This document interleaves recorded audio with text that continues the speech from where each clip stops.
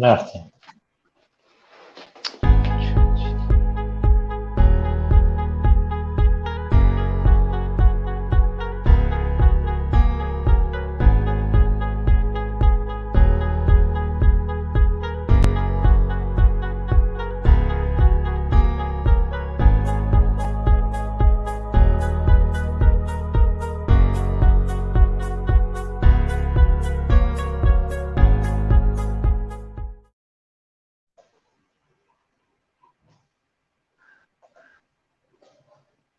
به نام خداوند مهربان، هموطنان عزیز و گرامی، برادران ارجمند و برنامه ما، برنامه بازیگر، خوش آمدید.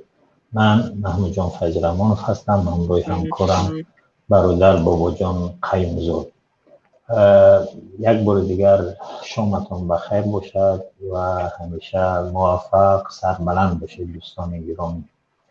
انشاءالله امروز در مورد مارشیروفکا از زاویه‌های مختلف و این عملی نهنگین صحبت خواهیم کرد و خداوند اگر نصیب کرده باشد در مورد بعضی مسائل دیگر، از جمله فشار بالا یوتیوبرها، از جمله اون یوتیوبر که بلاگر که از ناحیه تریدره بود و زیر فشار برنامه خود و یوتیوبر خود را قطع کرد، یوتیوب خود را، کانال خود را اعلام کرد که قطع میکند. درباره اون هم صحبت خواهیم کرد و اگر شد انشاءالله در مورد زندانی ها هم یک صحبت میکنیم، بخصوص اینکه این روزها زادروزی یکی رحمت الله علیه، یکی از زندانی های سیاسی و عضوی ریاست عالی حزب نهضت اسلامی تاجیکستان است و انشاءالله در این مورد هم صحبت خواهیم کرد.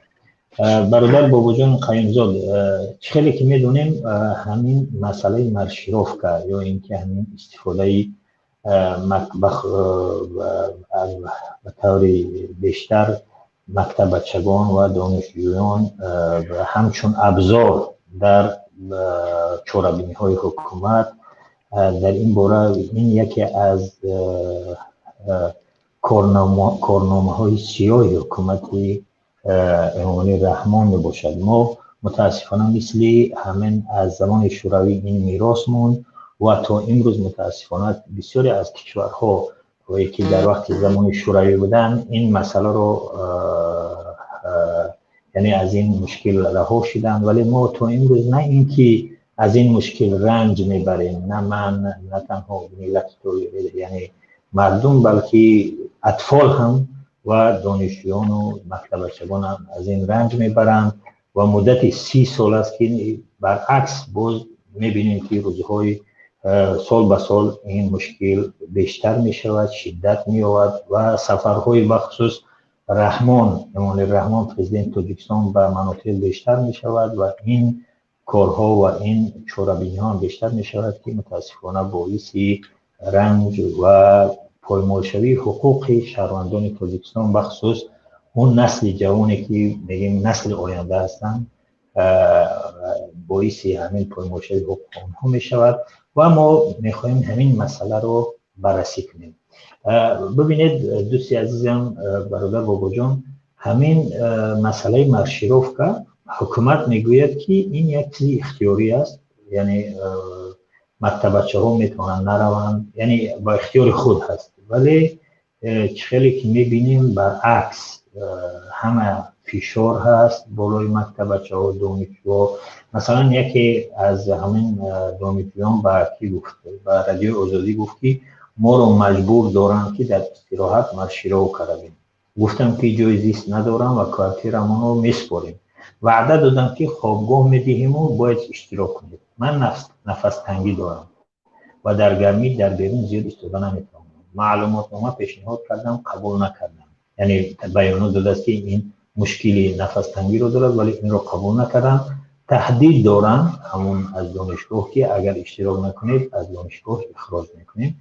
این رو یکی از چیزا بود. ولی نورالدین سعید خیلی که میدونیم وزیر سابق معارف نورالدین سعید گفت که در صحبت با رادیو آزادی گفت که جوانان دانشجویان کشور پیرو صادق پیشوای ملت میباشند و خواهشمندانه در این چورابینی اشتراک میکنند. یک مقام دیگر گفتی خرسندی آور از همین مشترکان این است که حتی در همان چورابینی ها جوانان بر دیگر عاشق میشوند. ولی اصلا اگر ما شما نگاه کنیم در این مشترک‌ها حقوق اطفال، دانشجویان و مکتب بچگان به شدت از خیلی جهت پایمال میشوند و حقوق یعنی متاسفانه باعثی مشکلاتی بیشتری همین مردم بخصوص همین جوانان و نسل آینده می شود. سوال من این است که دوست عزیزم برادر بابا جان که در حالی که در کشور تاجیکستان اینقدر مردم بیکار هستند، مردمی تو بیکار زیاد هست، می شود که اگر بسیار حکومت ضرور است که این مشرف را بگذارند بسیار کرایه کنند، پول بکیهد و اونها در همین مشرف شرکت کنند در برابر مزد. ولی سوال این است که چرا حکومت بیشتر مکتب بچه ها و دانشجویان رو استفاده میبرد در چنین مسائل؟ خوب، سلام عرض میکنم خدمت بینندگان محترم و شما دوستی عزیزم. ببینید محمود جان، برای این قضیه مارشیروفکا قضیه نو نیست برای ما در جامعه ما.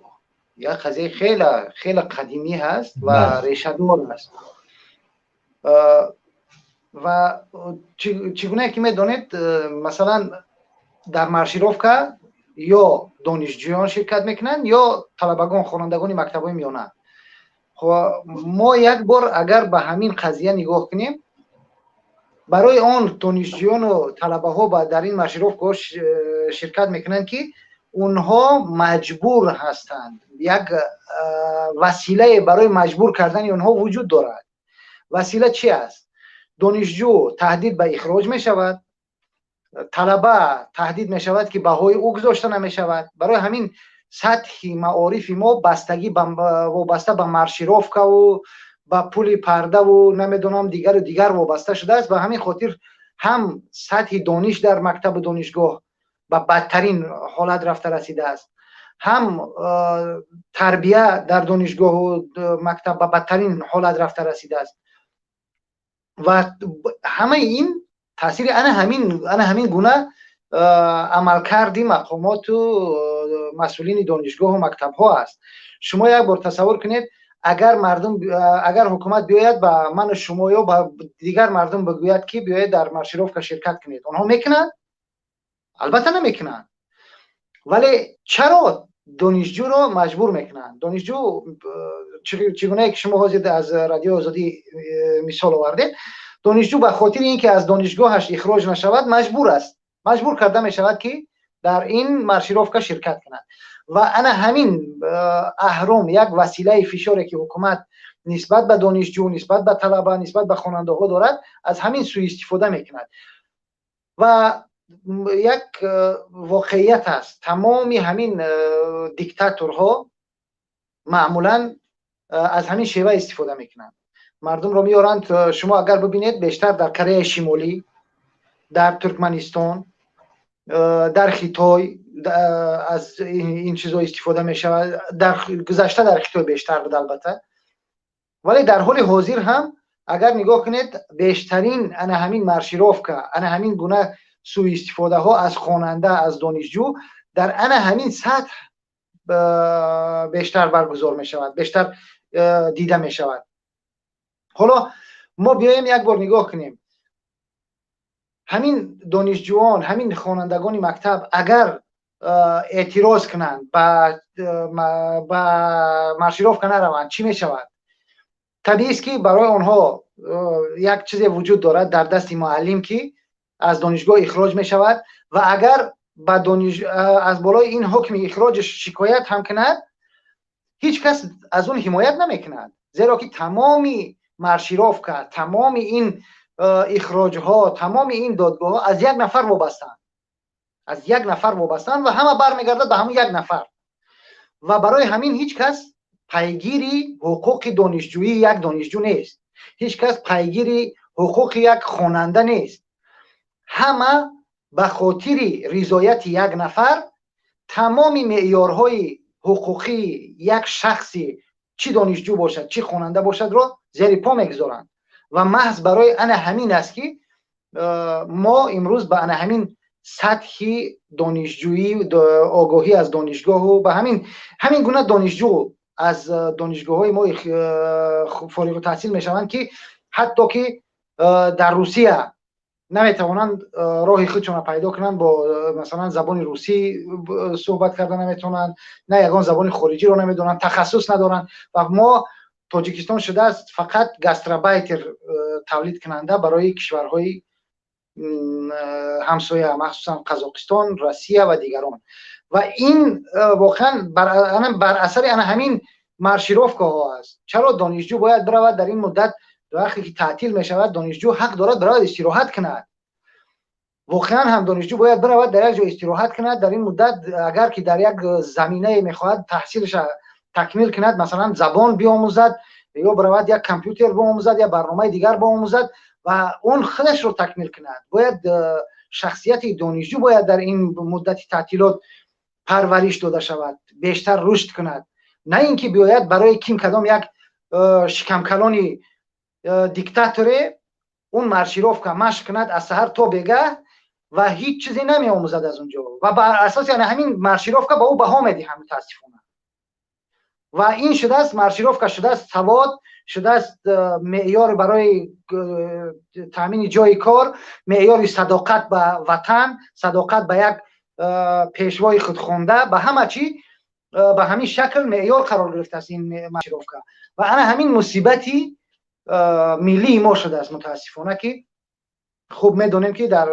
اون شبکه‌های اجتماعی در فیسبوک رجب میرزا به طور خوب سوال گذاری کرده بود که بر اساس کدام قانون ها شما اینها رو میبرید به مارشیروفکا کدام قانون شما را اجازت میدهد کدام قانون از این کار شما حمایت میکند آیا دانشجو حق دارد که به مارشیروفکا نرود حالا اگر از کدام مسئول بپرسید که دانشجو حق دارد میگه حق دارد ولی همین که دانشجو نرفت چیکار میکنه خب چی بلای بسرش میاد به همه معلوم و انا همین ضد نقیض ها در جامعه ما هست که نمیتواند مردم ما واقعا هم از این مصیبت ها نجات پیدا کند. من یک چیز دیگر هم هست محمود جان اگر نگاه کنیم میگن یک مارتین لوتر کینگ میگه که یک فرعون نمیتواند که غلام به وجود بیارد چون که غلامان خیلی یک چیز زیاد هستند یک قدرت زیاد دارند ولی این مردم هستند که با اون رفتار و مناسبتشون یک فرعون رو به وجود میارن یک فرعون رو میسازن و متاسفانه از یک طرف اگر نگاه کنیم در یک بخشی از این مسئله مردم ما خودی مردم ما هم گناهگارند اگر همین خوانندگان مارشیروفکا نروند کسی نمیتواند اون را اخراج کنه کسی و همه اعتراض کنند در کنار هم بیستند از هم حمایت کنند در این صورت میبینی که کسی اونها را مجبور نخواهد کرد که با مارشیروفکا بروند و برای این کدام یک پیشوای خودخوانده به اصطلاح از سحر تا بگاه در زیر آفتاب سوزان این بیچاره ها عذاب بکشند و شکنجه شوند واقعا این یک نوع شکنجه است اگر نگاه کنید در زیر آفتاب سوزان از دانشجو خواسته می شود که قدم زند این دیگر غیر از شکنجهگاه ها در کجا دیدید که مردم را این گونه در زیر آفتاب نگه دارند از سحر تا بگاه همین گونه در زیر آفتاب قرار بدهند فقط این شکنجه نیست چی است واقعا این یک مصیبت بزرگی است که باید که به اون بیشتر رسیدگی شود و خوب است که از شبکه‌های اجتماعی شخصیت ها و جامعه شهروندی به این مسئله توجه پیدا کرده است. بسیار خوب حالا اگر امکانیت برادر جمشید یارو هم وارد میشوند مولانا شاید وارد شوند و در اون مسائلی که رجب میرزا گفتید در شبکه اجتماعی فیسبوک در گروه اخبار برای افکار پیشنهاد کرده است 5 سوال حقوقی واقعا اگر شد انشاءالله برادر جمشید هم وارد شود در این جواب میدهد ولی حالا شما گفتید در مسئله گفتید که در کشورهای دیکتاتوری اینها بیشتر همین مارشیروفکا و همین چاره‌بینی‌های وسیع و پردبدبه و سرخط انجام میشوند که باعث همین مارشیروفکاهای دراز مدت 2 ماه و 1 ماه و در زیر آفتاب سوزان یا در زیر سردی در سردی زمستان کودک ها اینها مثال مشکل و رنج میبرند.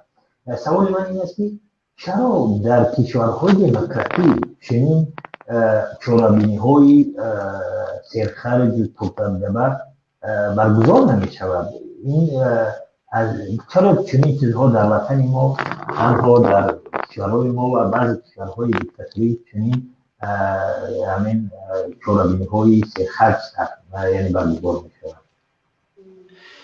ببینید محمود جان، شما همین یک سوال عادی به همه مردم اگر ما مراجعت کنیم، همین این گونه مراسم به کی در کار است؟ آیا این گونه مراسم کشور ما رو پیش میبرد؟ آیا معارف ما رو بهتر میکند سطحش رو؟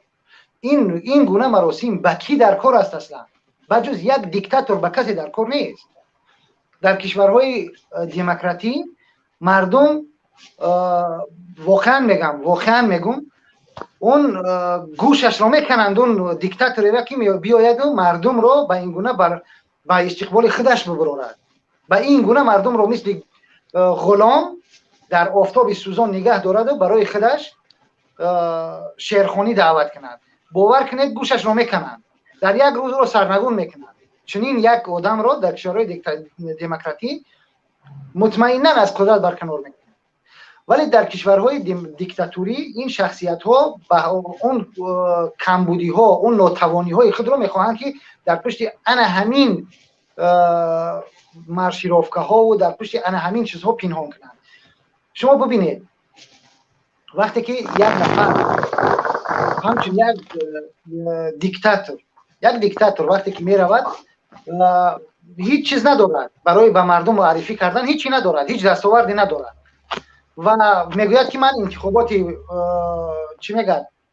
انتخابات آزاد برگزار کردم، من بر اساس این انتخابات سر قدرت آمدم. همه این دروغ است و مردم این را میدونند. ولی برای اینکه همین دروغ خودش را دوباره بگیم بپوشاند، میآید مردم را دعوت میکند که بیاین ببینید که مردم چقدر مرا دوست میدارن، برای من شعر میخونند. و الا این شعر خواندن برای هیچ کس در کار نیست جز همون دیکتاتور، جز همون عقده‌ای و همون پیشواهای خودخوانده که برای این ملت باری گرانند، برای این ملت دردی سرند، هیچ چیزی نیستند جز دردی سر، یگان چیزی نیستند. برای همونها در کار است و اگر برای اینها نباشد مارشیروفکا برای کی در کار است؟ اصلا این مردم یک بار از مردم سوال کنیم که از همین مارشیروفکا و مردم چی فایده میرسد؟ به وطن، به ملت ما چی فایده میرسد؟ به اقتصاد، به معارف، به فرهنگ ما چی فایده میرسد؟ اصلا بر ضرر اینها هست یا نه؟ کاملا بر ضرر هم اقتصاد است، هم اجتماع است، هم سیاست است، بر ضرر همه چیز است.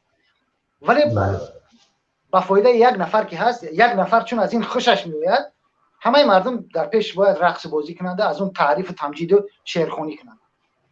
یعنی یک خودخواهی یک نفر و چند حکومتدار باعث می شود که هزارها کودک، هزارها اطفال، بچه و دانشجو در عذاب باشد، در زیر آفتاب گرم جوشان و بدون خوراکی مناسب برای یک کس خدمت کنند. دوستان یک چیز دیگر همین احساس کردیم، مشاهده کردیم که همین مارشیروفکا در عموم و در عموم همین چورابینی ها در سالهای اول رحمان کمتر بود نسبتا، یعنی سالهای اگر 92 93 95 ما روز به روز رفته ایستادیم، این نه که برعکس هم شود، این بیشتر شده است. همون چیزی که در مسئله ابله می‌بینیم، در همین مسئله ابله بیشتر بود ولی روز به روز زیاد می‌شود. یعنی من فکر آیا امکان دارد که در همین زمان رحمان همین مسئله مارشیروفکا حل خود رو بیاورد؟ همین چیز امکان دارد تو زمانی که رحمان در سر قدرت است؟ باور کنید محمود جان، تا وقتی که رحمان هست این ملت از هیچ چیز رهایی نمی‌یابد. رحمان یک شخصی عقده‌ای با تفکر دوران جنگی و واقعا هم یک شخصیتی او یک شخصیت فرعونی است. همین فرعون فقط همین قدر مونده است که بگد من خدای شما هستم، همین قدر مونده است. شما یک بار تصور کنید رحمان به حد رسیده است که از حتی به یک کشاورز عادی مشورت میدهد، به یک انجینیر مشورت میدهد، به دکتر هم او توصیه میدهد. یعنی یک همدان است. به حد رسید که بعضی ها در ایلیوزیای همون توصیف های رحمان به حد رفتن که او رو نجات دهنده سیاره عنوان کردن. شما ببینید تا چه اندازه رفته است.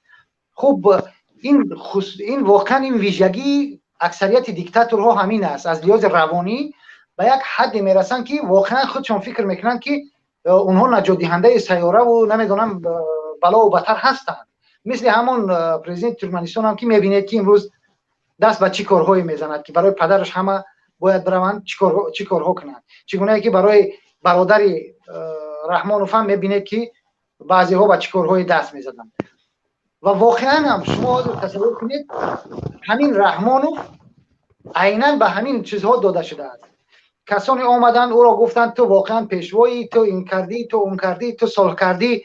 به حد به اون گفتند، به حد به اون میگویند که اون فکر میکند که دیگر تمام همه چیزی تاجیکستان مال او هست و او حق دارد، هر غلطی میکند و دیگر هیچ کس برای او باید که در برای او چیزی گفته نتواند.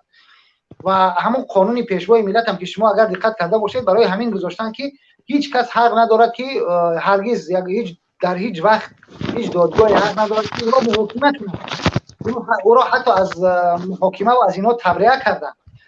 شما تصور کنید وقتی که به این حد میرسد کار چی میشود؟ رحمانوف انا همون فکری دیکتاتوریش یک باره بیشتر می شود، توهم در او بیشتر می شود. یک بیماری روانی است واقعا و به همین شکل باقی میماند تا وقتی که رحمانوف هست اون بدون مارشیروفکا و بدون یک استقبال آنچنانی نمیتوند زندگی کند. باور ندارید؟ برای مثال عادی اگر رحمانوف میخواهد که مارشیروفکا از بین رود خیلی کار ساده است برای او. بدون آگاهی بخیزد برود به سفراش انجام بدهد سفری کاریش. چرا نمیکند؟ چون که اون میخواهد که برای او مارشیروفکا شود. چون اون میخواهد در مثل پرزیدنت قرقیزستان. بله، نمیتوند که یک طرزی باشد که مثل پرزیدنت قرقیزستان بخیزد به مرز برود و هیچ کس از او خبر نشود و عادی باشد. نمیتوند، چون این شخصیت خودش را برتر از همه میداند. ادعای فرعونیت دارد واقعا هم. همین قدر مونده است که بگد دعوای خدایی کند. برای آن همین میخواهد وقتی که او هر جا میرود باید همه از او تمجید کند، از او توصیف کند، در نزد او همه باید برقصد، سرود بخواند و او گل تقدیم کنند، در راهش گل بپاشند، پایانداز اندازند، چون که او رفته است، او نجات دهنده سیاره است و او به این چیزها باور کرده است واقعا هم. و اگر میخواهد که این مارشیروفکا را از بین ببرد خیلی کاری ساده است. باز میگم میتوند برخیزد سحر سفر کند به خوجند، به سوخت، به کلاب، به قرغن یا که همون باختر یا به بدخشان و به دیگر جاها سفر کند برود. مگر وطن خودش نیست؟ مگر ادعا ندارد که او رهبر همه تاجیکستان است؟ چرا نمیتوند بدون یگان آگاهی سفر کند، مردم از او پیشواز نگیرند، برود کارش انجام بدهد برگردد؟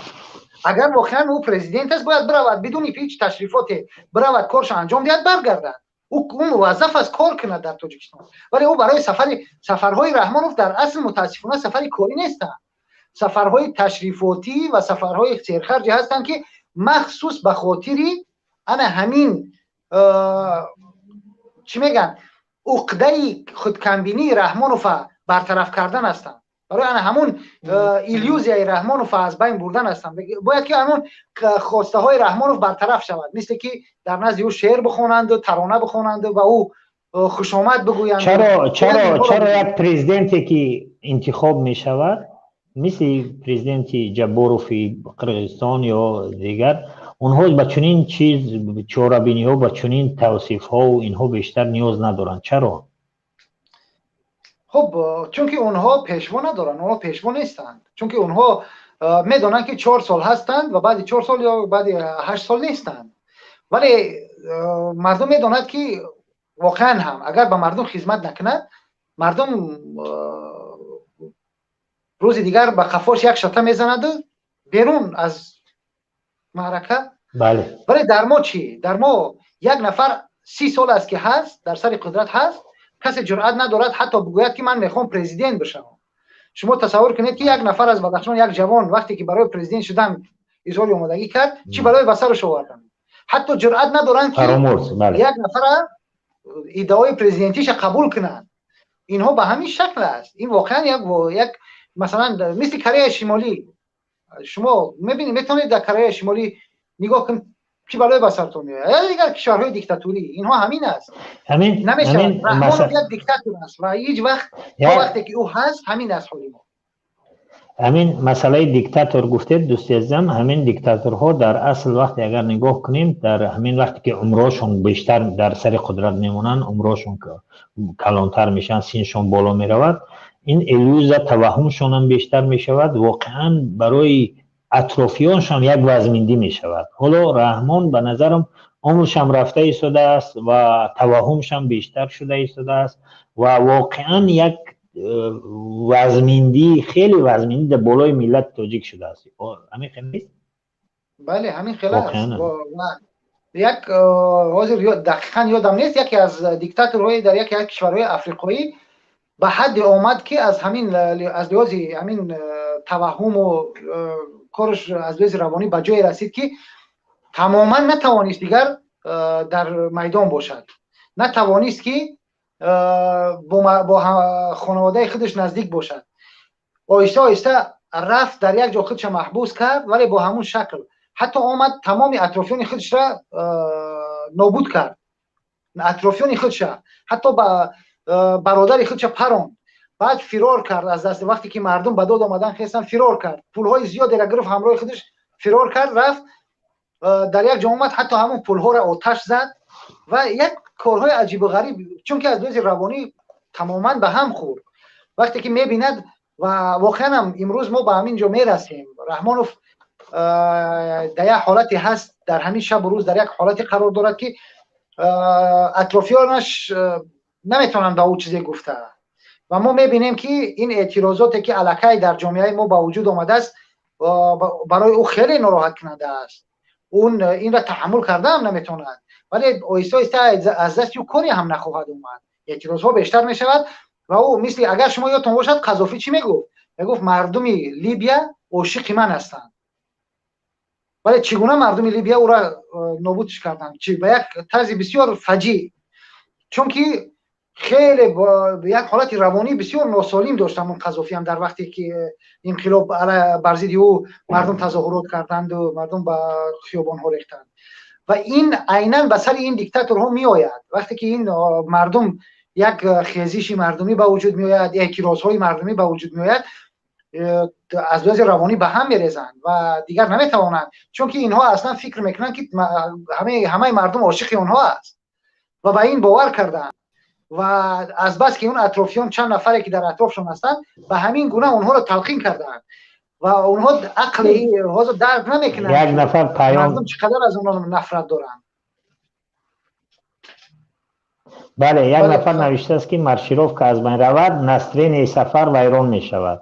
باز شوکت محمد جان است که محمد که مرشیروف که این هیبت و شهمت سازی است، بدون مرشیروف که میماند شکم دم و وی وی در کلام. تمام واقعا هم همین خیلی است، همین طور نیست؟ یعنی بدون مرشیروف که یعنی دیگر اون سفرشون برای چی است؟ به خاطر نمو یک مداحی و یک بدبختی که اونها میارن در سر ملت، غیر مصرف دیگر هیچ چیز برای ملت نمیارد و برعکس هر ماه مثال هر وقت سفری که میکند یک ماه اون مردم اون ناحیه در عذاب هستن که این میآید برای این باید آمادگی ببینن و دیگر و دیگر.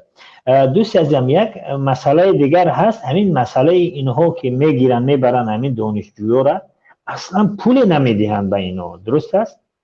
مثلا در یک کشور دموکراتی اصلا این صحنه سازی، این مرشیروفکا اینها وجود ندارد، ولی اون جایی که امکانیت دارد، مثلا مثل فوتبال ها که اون کودک‌ها را در دست میگیرن، فوتبالیستا میبرند، یگان برنامه باشد، اونها همه حقوق شهروند همونایی که شرکت میکنن اول حقوقشون دوم آزاد هست، اعلان میزنن کسی را میخواد اون شرکت میکند و بعد مسئله استراخوف که اونها دیده میشود همه. ولی در تاجیکستان اصلا این چیزها نیست. یکی در همین زیر پست یکی رجب یک کس پیشنهاد کرده است که در جمهوری آدم بیکار خیلی بسیار شرنامه 2 ماه کرده معاش دهید بسیار خوب و ثواب کلان هم میشود. یک کس همین خیلی پیشنهاد کرده است، واقعا هم همین خیلی است. وقتی که میبرید اصلا شما اعلام کنید که مثلا 200-300 نفر کار یعنی به همین چاره‌بینی فلان چاره‌بینی نیاز داریم و اونایی که بیچاره میرود در کاروان عذاب میکشد، در یک جو میکشد، میرود شرکت میکند و حق اون را شما بدهید آزادانه شرکت کند. ولی این که مجبور میسازید شما، این واقعا غیر قانونی هست و مثال یک چیزی هست که یعنی نه در خلاف هم قانون است، هم خلاف یعنی تمامی رسم و آیین و انسانگری و یعنی ارزش ها هست. مثلا چرا همین طلب نمی کنن که وقتی که مارشیروفکا می روند برای اونها یک حق مزدی هم تقدیم کنن؟ خیر، شما محمود جان یک واقعیت های تاجیکستان را در نظر بگیرید. در تاجیکستان انسان را کار میفرمند، پولش نمیتیان. بعد این مردم از کجا امید کند که از مارشیروفکا با او پول میدهند؟ مردم را همون حق دانشجویی که دارد همون نمیتیان به خودش. آزادش نمیگذارن که فکری چه آزاد بیان کند. چگونه بعد اون میتواند که از این حکومت طلب مزد برای مارشیروفکا کند؟ واقعا این مصیبت است که مردم ما تا حال عادت نکردن با اینکه حقوقشون طلب کنند. نه دانشجو از حقوق خودش دفاع میکند که به مارشیروفکا نرود و نه دیگر مردم با این عادت کردن که از حکومت طلب کنند و این حکومت هم به جای اینکه و کارهای دیگر مشغول باشد برای تامین زندگی مردم، بهبود زندگی مردم فکر کند، میآید دنبال فشار به مردم و مارشیروفکا و نمیدونم کارهای دیگری که ما روزانه میبینیم که به سر این مردم چی بلاهایی میارن. متاسفانه همین است. این از پسیکولوژی اجتماعی مردم ما هم وابسته است. یعنی مردم باید عادت کنند که چنین چیزها رو طلب کنند. حتی مردم ما نمیتونن طلب کنند که استراخوفکای طبی داشته باشند، مثل بقیه مردم دنیا همچون شرافتمندانه زندگی کنن و طبابت بگیرن. حق طبابت در تمام دنیا یک چیزی واقعا هم به پول است و استراخوفکای طبی برای مردم هم سقورتای طبیه که در تمام دنیا تقریبا وجود دارد، در کشور ما وجود ندارد. چرا همین مردم نمیتونن طلب کرده؟ بعد میاد اون برای مارشیروفکا پول طلب میکنه. متاسفانه نمیدونم حالا چگونه این رو باید درک کرد و با مردم فهماند تا مردم از این حقوق خودش طلب کند. اگر واقعا هم مردم ما از حقوق خود طلب کند، دفاع کند و این چیزا را طلب کند، باور کنید زندگیش بهتر می شود و این پیشوا پرستان و پیشواها و پسواها مجبور می شوند که برای بهبودی زندگی مردم فکر کنند، نه برای مارشیروفکا یا برای اینکه چگونه بیاین در اینجا مردم برای اونها رقص بازی کنند. فکر میکنن که چگونه زندگی اینها را بهتر کنند. شما یکی از مخالفین تاجیک هستین و عضو پیمان ملی هم هستین. مخالفین چی پیشنهاد دارن؟ چیکار بکنن؟ مثلا در همین وضعیت تاجیکستان همین پدرای بیچاره چیکار بکنن؟ اون دانشجویی که در دانشگاه هستن محتاج همون بها هستند و در وضعیت اونها هستن، چی باید کرد؟ یعنی اینجا مسئله چخیل حل کرد؟ چی فکر دارید؟ چیکار باید کرد؟ ببینید محمود جان، هر کسی که اگر از حقوق خودش دفاع کند و همین مسئله را رسانه‌ای کند، با سازمان‌های بین‌المللی مراجعت کند، مطمئن باشید که اون یک جایگاه پیدا میکند. حداقل بگذار، من نمیدونم راستی مشکل است که از اینجا با مردم ما چیزی بگوییم، چون که ما در اونجا نیستیم و شرایط مردم را درک نمیکنیم. شاید این دشوار باشد که با یک نفر توصیه را بدهید که خطان اونم نتونید عملی کرده.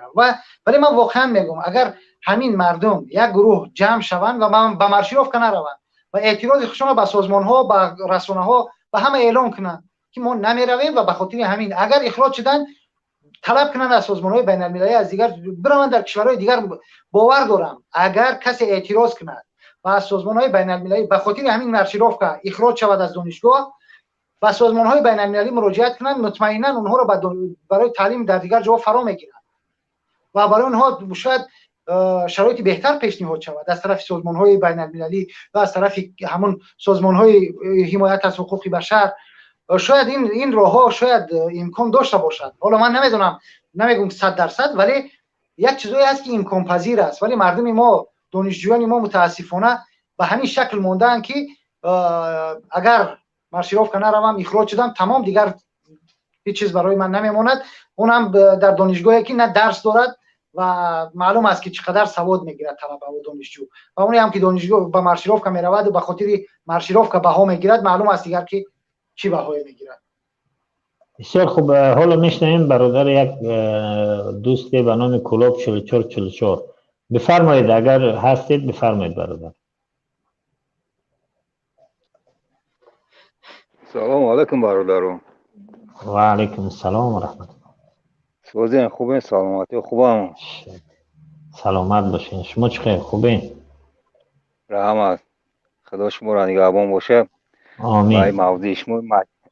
برای موضوع شما گفتگی مارشیروفکا یک چیزی است که خلق جبر کردن، فراموش کردن گشنگی، نوداری، ای چیزش فراموش میکنم. خلق گولکشن کلانشن پینم پاک مثال با کلوب سفر میکنم، میگن یک ماه یک 6 ماه پیش میکنم اوضاع میکنم 6 ماه پس هم باید اونجا شود. همه فش مارشیروفکا کردن، مکتب همه علیم همه فراموش میکنن. 2 روزگاه ماندن، 3 روزگاه ماندن پرزیدنت میاد دیگه پول هم فراموش کرد. پرزیدنت گفتم میاد 2 روز 3 روزگاه اونجا چی میکنه میزگرن همه فراموش میکنه، ای گشنگی هم فراموش میکنه، ای نوداریش هم فراموش میکنه. پرزیدنت تهدید پرزیدنت با همجا اوضاع میکنه با واسه خاکای راز نیست، واسه کلو راز نیست، است بو واسهش میکنه 6 ماه پس گام اونجا میشم با همه خلق هم واسه رات میکنه. یکی تاریخ ظلمی با این شیدگی که اون جدا نیست. یا گازو با این مارشیروفکا بگیم وقتی خلق همیگ نمیمونه گفتی گپو با خودش میکشه که مثال جار میکنه که فهم فراموش کنن. برادر اگر همی پرزیدنت کلوب برود مثلا همی خیل به یگان تشریف خبر نکرده بخیزد برود کلوب با شهرداری کلوب با مسئولای کلوب گپ زند، کورو را بیند بخیزد برود، چی میشود؟ این تاری آیو در نمیره، این تاری برای که بهترین میشه، خلق همش طرفدارش میشه. میسو برای یکی میدره یکی او اگون گو خوده سه اگون کوریگا کسه میکپاش میگه چی کو کسه خلق بینش بیا قد خلق سوابونی سالون کنه، خلق طرفدارش میشه. ای تاری میاد پیشاکی پیشوش میگن تمام جای وایرون شدگی را پلاکتی گلدور هم میزنه همه را محکم میکن نمیتوه میزگره میره میگه همه فاسونه فورش که تمام چیت پیته محکم میکنه میزگرونش میره. یک میگه کردیمش و بودش کردیم یگون چی نداره جای فاسون همجا میدرونش میگه نجار کردیم ها جای وایرونش نشون نمیتن یورو باردار تاری یا در نمیکنه. این گفتی گپو دیگه آره چی نمیکنه. اینا شما میدونید همیره، شما یک شهروند عادی، من شما یک شهروند عادی میدونیم که اگر همین خیل کنه مردم طرفدارش میشود، درست؟ اگر همین خیل کنه بهتره، هم برای وطن بهتره هم برای مردم. چرا همین را نمیکنه؟ اینا نمیخواد که خلق شکمش سیر شد داشته باشه گپ بزنه، ما تمام باشه با همون شکم خودش باشه. همه اولادش همه چه عذاب داده سوی وظیفه همه در دامان چی به خلق قرار میتن. یک همه بلیت پات ارزون کنه خطه بهم روسیه بهم کور کنه کم بغلو ها در ازبکستان قرقیزستان یا همه بلیتاش ارزون، ایس رفتن ایس اومانشون ارزون خوکسیه این دمو $1000 کم بغل یک دولت سر شد 3 ساله گفتی گپو یک کم بغلش در چی شه ذخیره شه همین $1000 بگیم این گرته قدر وارو شش بو بیچوره اگه جو میرن زندگیش پیش میبره. این نمیخواه کارو چی همین کم بغل رو نمیخواه که سوی بیاگون وظیفه شن اگون چی همین فقط فکری همین اولاد خودش ده تمام استعفا ایمالی استعفا. من همین هر وقت بدرم یک مشکل استعفا کنه خاطی هم اولادش گم شد برا من یتیمو خونش بسوزن همین پا دف شوم استفو یا همه پیرشیدگی همه خلق عذاب میتن یعنی پاشون بالای گور شیدگی و عذاب دادیسن گفتی که خب بیش میگن بیش نیست اینجا دوزخته دوزخ دیگه نسام دل ما میبینه یه عذاب میتن خلقه نم ترما را میگن کو ترما دا ما ترما داییم ما ترما داییم گابزنم ترماگیو در دوزخ تن گاب میزنن بارما که گاب ده تا عذاب دادیسن در ترما کو یه بو کمی هم پروتیف کما را که گاب میزنن پروتیف کما نیست پروتیف یک اولاد گاب زیستن اینجا پروتیف یک اولاد در ترما گفتی که پاید دوزخ شیدگه انا ما ولای دام توجیکستان کمی هست این در ترما برای گاب نمیزنن هم ترما گاب زنم گابش نمیبرومد کو اما در ترما و در دوزخ هم بچورو و در عذاب هم بو امور کو عذاب ورا دودستان که هم کسانه دودستان خدا عذاب هم ببیناش پروردگار نه 3-4 سال دام راسیه سلامت باشید برادر عزیز. واقعا هم تا وقتی که این حکومت هست استفو بلا یتیم توج استفو هم خروی هستم همش استفو کتم انشاءالله. سلامت باشید برادر عزیز. برادر بابا جون دیدیم این برادر که سلامان خداوند باشید. واقعا هم این یک دردی همه توجیک است. یک یعنی همین مشیرافکو همین چورابینیو فقط یک نفر باید غرور باید همون توهم که واقعا جناب اولی است مردم دوستش می‌دارد ولی این قدر عذاب. یکی از مسائل حقوقی که همین رجب میرزا هم در همون 5-6 مونده است همین مسئله اطفال است که وقتی کودک‌ها را میبرن همین بدون اجازت پدر و مادر این چخیل یک کودک شما بدون اجازت شما میرود در مشیرافکا در اینها شرکت میکند و اونم بعدی در جواب روزهای استراحت بعدی مکتب در وقت مکتب این برای یگان مثلا قانون و قاعده جهان مطابقت نمیکند اینکه مثلا بدون اجازه پدر اطفال چخیل میبری کار میفرمی.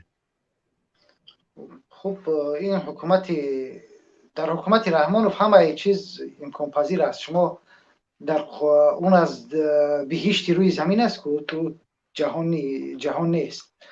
در اونجا همه چیز امکان پذیر است، همه چیز اجازت است برای پیشوا و البته اونا هر چی که میخواهند انجام میدهند. ولی ببینید شما محمود جان ناظر این یک برادر وقتی که وارد شد ببینید چقدر درد دارد، چقدر این دیگر این یک نمیدونم نهضتی نیست یا یک گروه 24 نیست یا مخالف دیگر نیست، مردم است. این مردم هستند که الکی بداد آمدن از این مارشیروفکا را همچون یک ظلم الکی درک کردن و میدونن که این مارشیروفکا نه به اقتصاد کشوری ما فایده دارد، نه به سیاست، نه به فرهنگ، نه به معارف، فقط برای یک نفر فایده دارد و انا همون ابوحت و انا همون خودخواهی یک نفر رو تامین میکند، دیگر هیچی. همون ابوحت توخالی دروغینه که دارد انا همون رو باید نمایش بتید، برای انا همون است. حالا شما تصور کنید که چنین ناراضی ها کم نیستن، چنین مردمی که الکی از این مشیروفکا بداد آمدن کم نیستن. ولی خوب میشد که در همین برنامه ما هم بعضی همون هایی که در مشیروفکا شرکت کردن و واقعا هم این ظلم چشیدن وارد میشدند و با ما صحبت میکردن، هم صحبت میشدن با ما در این باره و ما میتوانستیم از اونها بشنویم که واقعا هم چرا چنین است و کی چگونه اونها رو مجبور میکنن.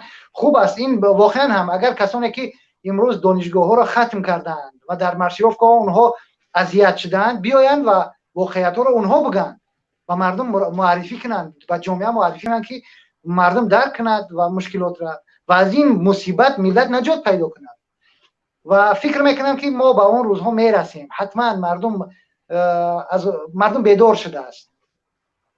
امروز فردا مردم از حقوق خودش دفاع میکند، برمیخیزد از این مارشیروفکا و از به اصطلاح این پیشواسازی ها الکی بیزار شده است و مردم نیاز به زندگی سالم دارد، مردم نیاز به زندگی بهتر دارد و مردم ما نیاز به جای کار دارد، به معاش دارد، نه به پیشواسازی و به مارشیروفکا و به این به اصطلاح مسخره بازی هایی که از وزارت معارف و دیگران راه میاندازند.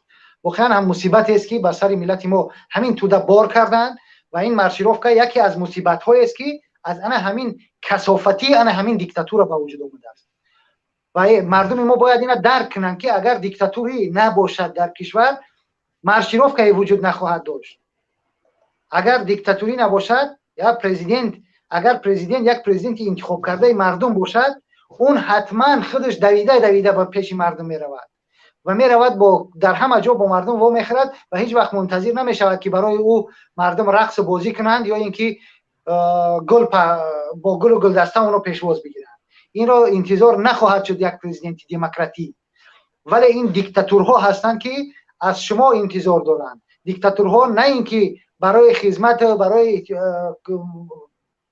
به اصطلاح تامین زندگی شما، بهبود زندگی شما نه اونها برای خودخواهی خودشون تامین کردن، برای همون از روانی همون عقده های روانی خودشون کم کردن به سفر میکنن. باور کنین مردم عزیز، درک کنید که این پیشواسازی ها این مصیبت ملت ما است، این دیکتاتور این مصیبت ملت ما است. پس برای از این مصیبت ها نجات یافتن تنها راهش از همین دیکتاتور، از همین پیشواسازی ها و پیشوا پرستان رهایی پیدا کردن است. راهش دیگر راه ندارد.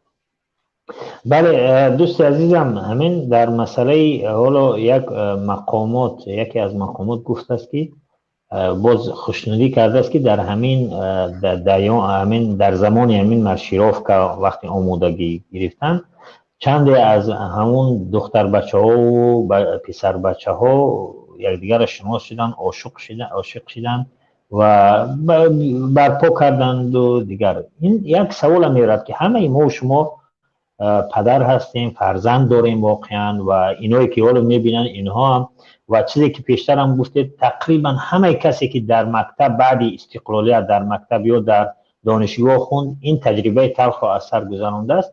واقعا از نگاه اخلاقی هم فرزند وقتی که پدر در خانه است فرزندش میگیرن میبرند رایان یا که مثلا شهر میبرند، در اونجا چند روز مثال آمادگی میبینه در همون با اون مشکلاتایی هست. از نگاه اخلاقی نیز اینجا هم مثلا پدرها هم نگران میشوند یا نه که اون دخترش کجا میرود، چی میشود، آینده چی میشود. یعنی ما میریم فضای اخلاقی ما هم روز به روز از این نگاه هم ویران میشود. نمیخوای؟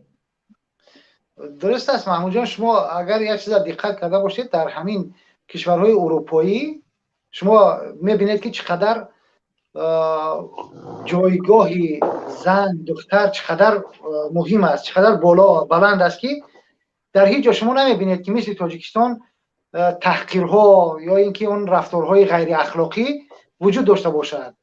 اون قدر که در کشورهای غیر دموکراتی به همین شکل وجود دارد در اینجاها وجود ندارد و جایگاهی یک دختر، یک زن، یک مرد، یک پسر واقعا هم به طور طبیعی وقتی رشد میکند یک چیز دیگر میشود.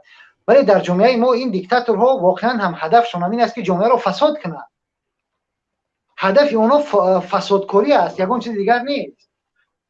وقتی که جامعه فساد میشود اونها برای چی میخواهند جامعه رو فساد کنند؟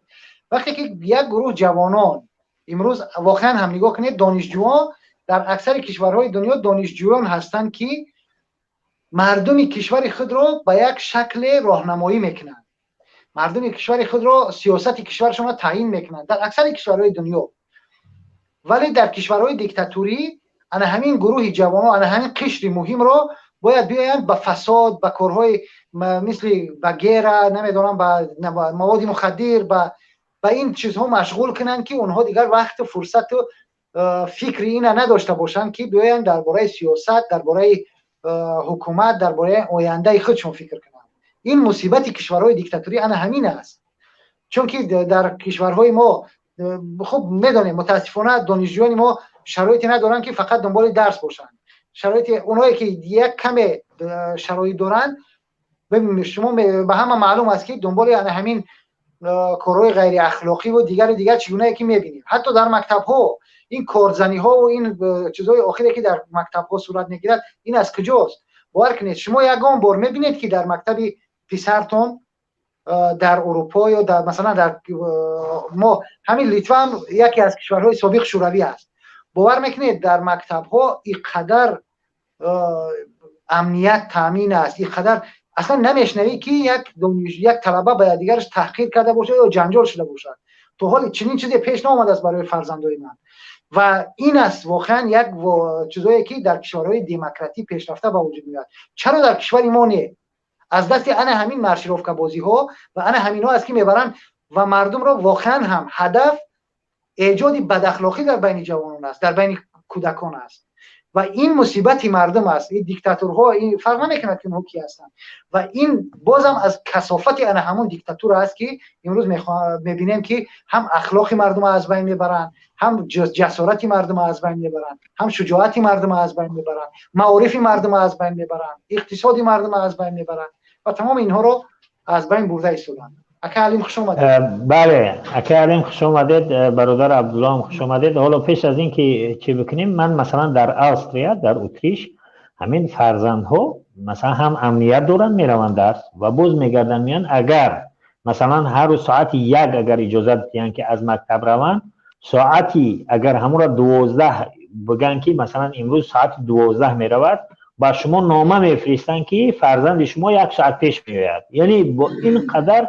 همین کشورهای اروپایی که در تاجیکستان فکر میکنن که یک کشورهای بد اخلاق و خدای نکنه یک فضای، واقعا این یک توهم نادرست است. در اینجا فرزندا امنیت دارن و در مکتب ها مثلا چنین چیزها رعایت می شود، اما در کشوری که ما داریم خیلی که گفتید واقعا هیچ چیز رعایت نمی شود. حالا برادر عبدالله شما بفرمایید فکرتون رو بگویید، بعد من سوالی دارم به اکای علیم و اکای علیم یک بار دیگه خوش آمدید ان شاء الله، بعد به اکای علیم سوال میتیم.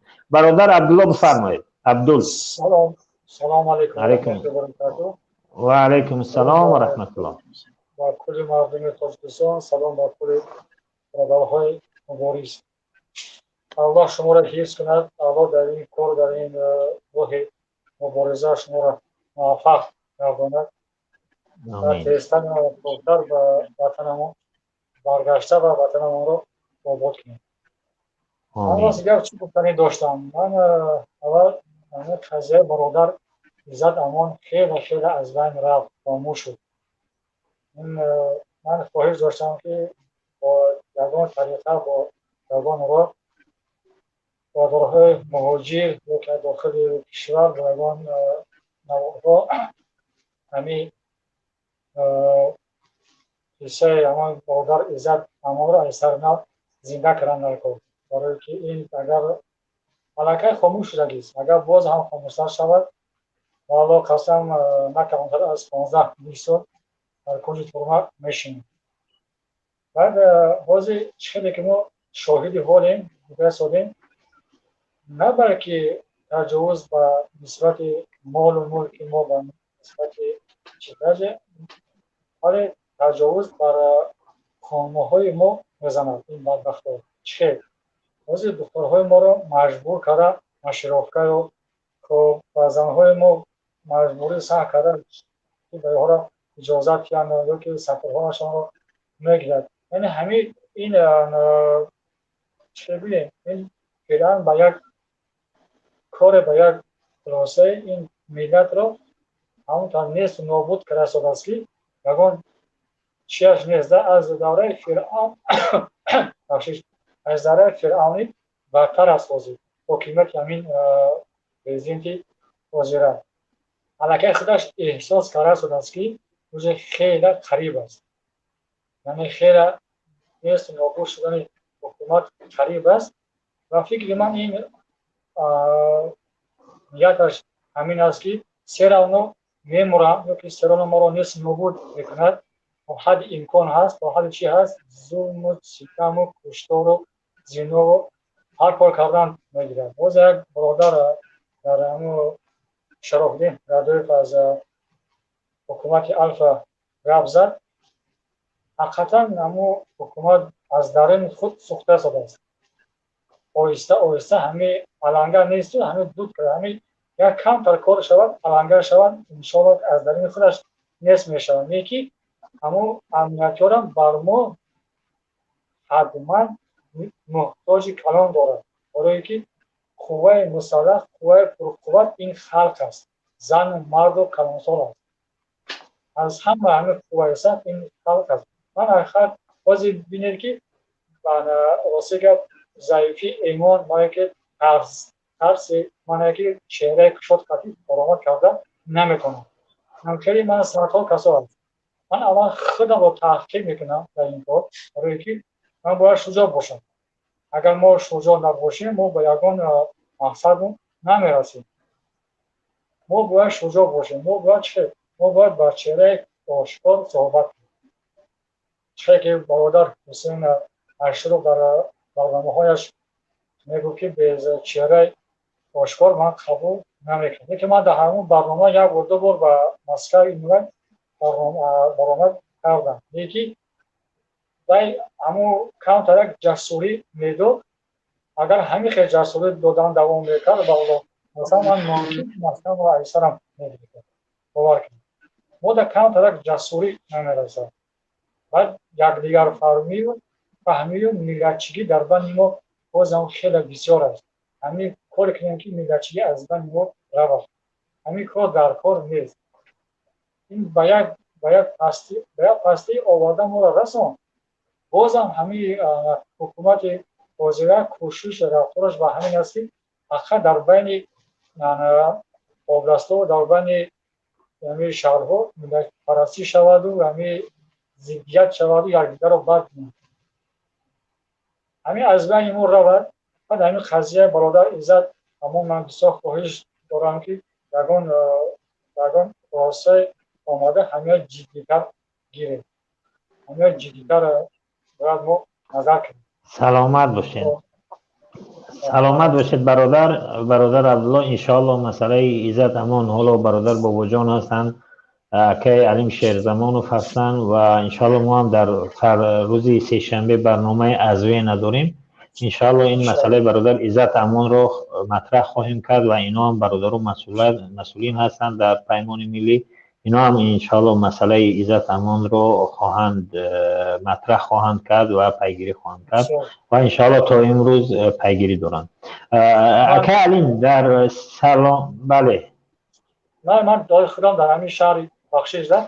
من در شهر مسکو هستم. من شهروند روسیه هستم.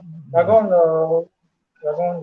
یاردن یگان کار در کار باشد، یعنی که همون کار پیش بینی میکنیم. یگان جا رسم چسبوندن باشد، یگان نمیدونم یگان کاری که به همین کار قضیه عزت امان کم ترک همین کار جدیتر گیریم بسیار چی میشه بهتر محصل میشه. میدونم قین است مشکل است. انشاءالله برادر عبدالله انشاءالله تشکر برادر عبدالله. انشاءالله شما همین رقم رو در فیسبوکی پیمان ملی هم نوشته کنید و انشاءالله که هر چیزی شید انشاءالله مسئولین پیمان با شما در تماس خواهند شد و هر چیزی ضرورت شد انشاءالله که در تماس میشوند و انشاءالله خدمت شما انشاءالله دعا گوییم که خداوند از شما راضی باشد. تشکر برای اظهار همکاری. اکا علیم تشکر برادر عزیز. اکا علیم همین مسئله مارشیروفکا شما مسئول معاونی رهبر پیمان ملی تاجیکستان هستید و سوال من این است که یکی از بدترین و سیاه‌ترین کارنامه حکومت می باشد مثل همین ابلاوا. شما مخالفین اول این مشکل چرا در تاجیکستان به این حد هست و راه حل رو در چی میبینید؟ شما مردم رو چی میگویید که چیکار بکنن که ما از این مشکل از این پرابلم مثلا حداقل دور شویم و این مشکل دیگر در تاجیکستان یا حداقل کم شود؟ خیلی مسئله مبرم روز خیلی مسئله دو روز رو شما برداشته و در اینجا من بعض ایرادها نسبت شما هم دارم و نسبت همه خودمون دارم که ما میویم و حاضر بابا جان چی میکند که خب دلیل میورد که این بر ضرر اقتصاد است و این بر ضرر معارف است و فرهنگ است و سیاست است و عموما بر ضرر است و به ملت از این فایده نیست و همین خیلی دلیل های خوب. لیکن کی گفته است که اون طرف پروای همه همین چیزهایی که گفته استوده دارد؟ یعنی او پروای اقتصاد پیشرفته داره، او پروای وطن داره، او پروای همه دلیلایی که ما میوریم او پروای یگان تیما را داره و آیا همین یگانه پرابلمی است که ما با اون دست بگریبانیم. نظر شما هم از سوالهای رجب میرزا آوردید و گفتید که رازگی پدر و مادر. خب من میترسم به همین بحث دامن زدن، لیکن باور کنید اگر همین بحث رو دامن زنید که رازگی پدر و مادر را با امضایشون با عریضهشون میگیرن که من فلانی برای همین چیز یک ماه برای وای پیشواز جناب اولی و نمیدونم که راضی هستم. یعنی این برای اینا مشکل نیست، هر روزگی رو میگیرم. مشکل در چیه؟ چیکار باید کرد؟ چیکار باید کرد؟ ما بسیار کارها رو باید میکردیم هر یک در جای خود. اما هنوز در تاجیکستان بودیم، هنوز کمی چی بود؟ سبقت بود، هنوز کمی سخن کردن ممکن بود، هنوز کم مردم به انتخابات باوری داشت. لیکن ما آمدیم در همون جا هم در همین آبونه سازی سرتاسری معلمان و خب دانشجویان و خوانندگان همیشه وجود داشت. و ببینید در اون وقتی که در تاجیکستان حزبای سیاسی فعال بودن، روزنامه های حزب نهضت روزنامه های مستقل زیاد میبر آمدن. در اون مکتبی که من کار میکردم، در اون مکتب آمد از حکومت به گفته اونها رزنه رعایت کرد کدام روزنامه رو باید آبونه شوند آموزگاران و خوانندگان و در آنجا منبر خلق است. یعنی یک حزب سیاسی اجباری در روی خط آبونه حتمی نامگوی همون روزنامه حزبی بود. و در این میان در بین معلم، مثال در یک مکتبی که من درس میدادم بجز من یک نفر پیدا نشد که اعتراض کنه. یعنی من گفتم من اون پول به یک گدا میتیم به یکون کار دیگر صرف میکنم، لیکن همین ممکن آبونه هم میشدم اگر اجبار نمید، اگر شما مجبور نمید. یا سهمیه فروشی سرتاسری در خانه من یکون نفر یک سهمیه رو نخرید. من خریدم اکرم، من خیلی زیاد خریدم. شما همه وقتایی که اون وقت در پاکستان بودم استاد دانشگاه بودم، در اون وقت $100 سهمیه گرفت. اعتراض بود. بینید همین حاضرم ما میگیم خوانندگان و والدینش.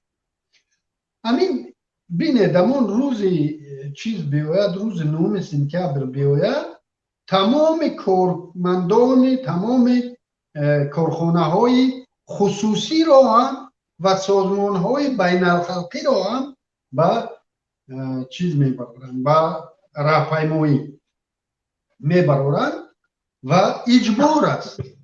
یعنی اون کارخانه خصوصی، اون نفری که در کارخانه خصوصی کار میکنه او هم هراس داره از این. و ببینید شما میگید چرا هست. من هنوز در تاجیکستان بودنم و هنوز پیش از سال 99 پیش از امضای سازشنامه سال من همیشه میگفتم که یگانه راه از سر قدرت دور کردن همین رژیم است.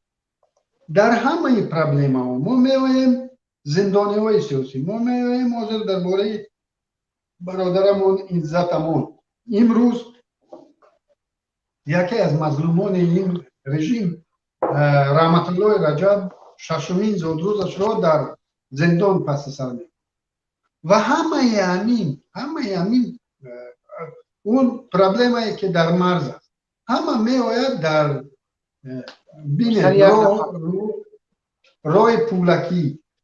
باز کدام پرابلم نیست که ناید و به همین یک ویلا نچست.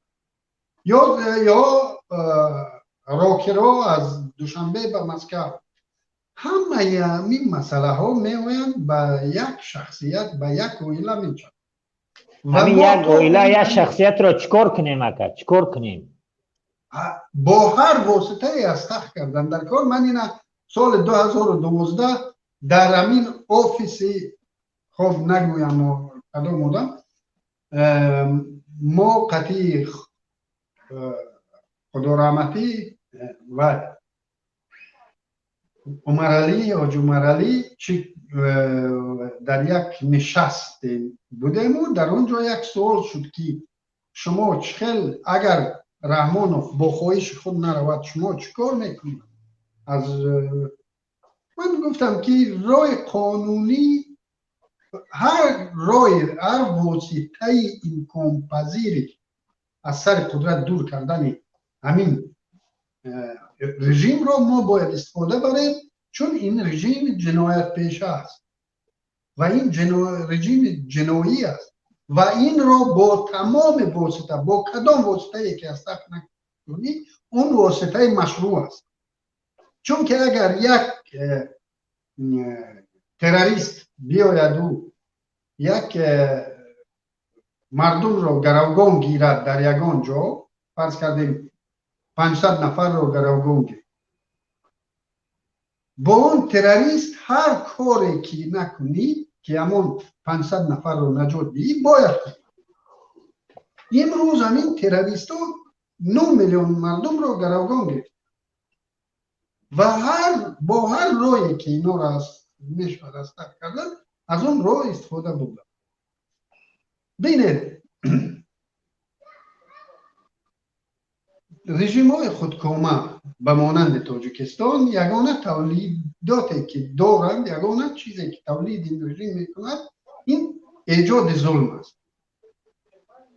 دهشت افکنی، ظلم، فشار، تبعیض، ترس، یگانه این بعد در همه سطح ها همین میشه، یعنی از بالا تا پایین. و اگر تصور کنیم که این روز رحمانوف یک سحر بیدار شد و گفت که تمام از ظلم دست میکشیم، فشار و تعقیب رو بس کنیم، اون چیزی که بابا جان گفت که بیخبر رود، فشار و تعقیب رو بس کنیم، این ماشینی که در کار در آمده است اون رو نمی شود که با یک امر رحمان و فتا اون رو باز داشت. مثال در ازبکستان که از طریق خیزش مردمی عوض نشد، امروز دموکراسی رو از بالا جاری کرده ایستادن. این در محل ها انتظار هستند که باز چی اجازت به ما است، یعنی تشبس از پایان نیست. یعنی مگر بلاگری به ما اجازت است.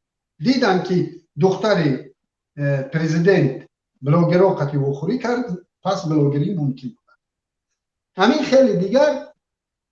اگر ما امروز به نظر می رسد که تاجیکان امروز انتظار انتظار یک نیروی هستند از بیرون یا حتی شاید از اپوزیسیا هم همین خیلی انتظاری افسانوی دارن که این اپوزیسیا از کجای از ما یا از یگان سیاره دیگر به تاجیکستان میفروید با آدم های خود و میآید و حکومت رو از تخت میکند و حکومت رو میگیرد و بعد باز با اراده خود همین اپوزیسیایی که ما ششته‌ایم در خانه و او اپوزیسیایی و کیهانی که آمد ما را آزاد کرد، بعد همون اپوزیسیا خوب خواهد بود و به ما اجازت خواهد داد که ما مشروف کنیم.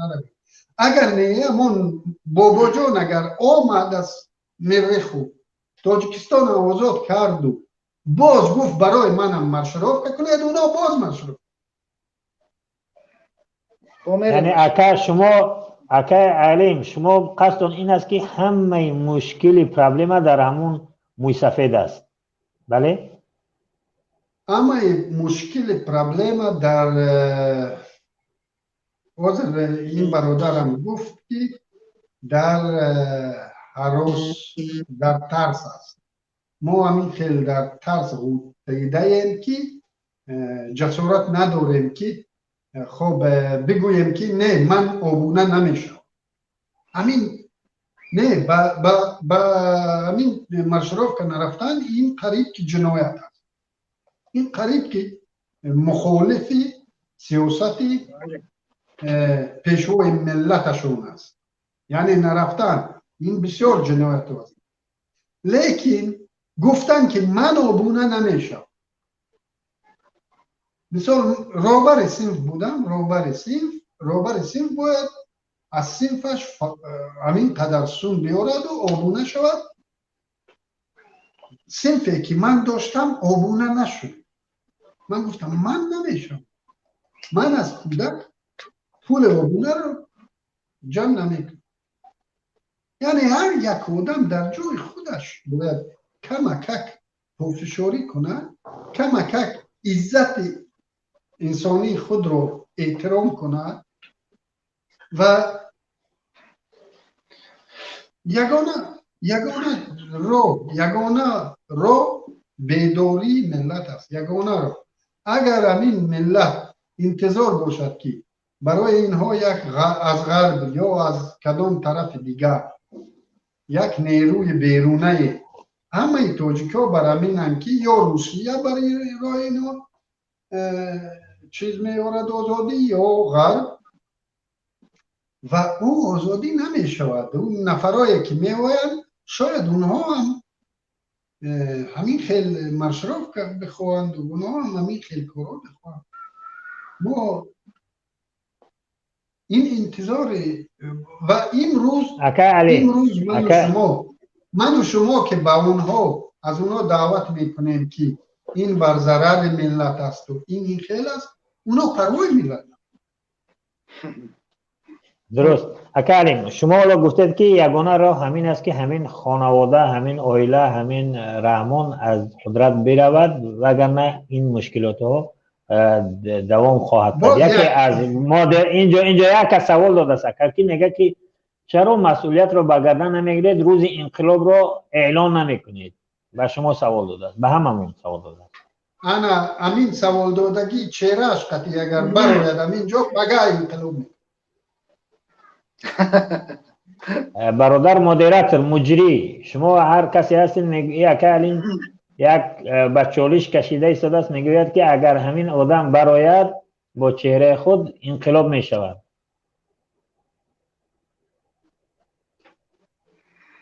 های اگر بر اومد باز میبینیم اکالیم. انا نه من تحقیق کردنی نبودم. من این یگان کس تحقیق کردنی نیستم. من میفهمم که وضعیت امروزه اجتماعی تاجیکستان تا آندمی که همین آدم ها چهرهشون شده نشده است، یعنی وضعیت تا همان درجه نیست که ما بیاییم و انقلاب کنیم. یعنی اون مردمی که این روز در همین جا حرفش گفتن با چهره خود هراس دارد و او در روسیه است، او در تاجیکستان نیست. او در روسیه است، حتی در اروپا ششته با چهره خود در این جامعه هراس ولی دارد. اکالیم ولی از خانوادهش میترسد. از همه چیز میترسیم. ما هم خانواده داریم، همه خانواده داریم، همه چیز داریم، مثال زندگی داریم. ما هم ابدی نیستیم. منم میخوام در تاجیکستان بمورم. خب دیگر بینید، من گفتم که یگانه پرابلم همین اویله و همین شخص است. نه، سلام علیکم برادران. شاید بعضی ها بر همین باشن که کجا کفالت که بعضی های این جایگزین این از این بدتر نشود یا دیگر. درست. خب اکالیم میریم. اکالیم یک دقیقه یا سوال ممکنه یک برادر همی از بفرمو برادر یک سوال بچید بفرمو. امی اکا شیرزمان در یک سوال دارم که میگه که با چهره گپ زنه. اول سلام به تمام مبارزان و مخلصان. و دوم سوال به این برادر علی شیرزمان که میگه که با چهره گپ زدن مثال انقلاب میشود. برادر مثال خودتون حاضرن قید کردین که مثال در گذشته وقتی که در سر حکومت بود امی اپوزیسیا بود برادرها چقدر مثال چی کردن؟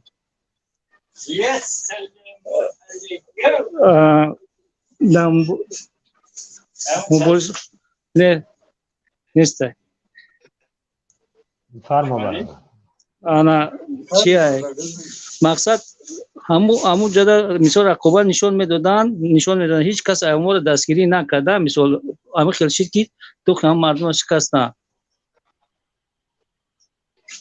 درست گفتون 100%. من امین عیبه من از 92 به این سو بالای خودم میگیرم، بالای اون مبارزینه که از 92 تا به همین روز در مبارزه بودن گناهکارم. وقتای فرصت‌های قله‌ترین رو از دست دادیم و این گناه ما است و از این گناه ما شاید بهانه دیگری نیست برای این گناه رو گفتن که ما به خاطر فلان چیزی نکردیم. نه، اشتباه کردیم. من اون چیزی که گفتم درباره چهره، من نگفتم که فلانی آدم تو با چهره خود برو. نه، من گفتم که وضعیت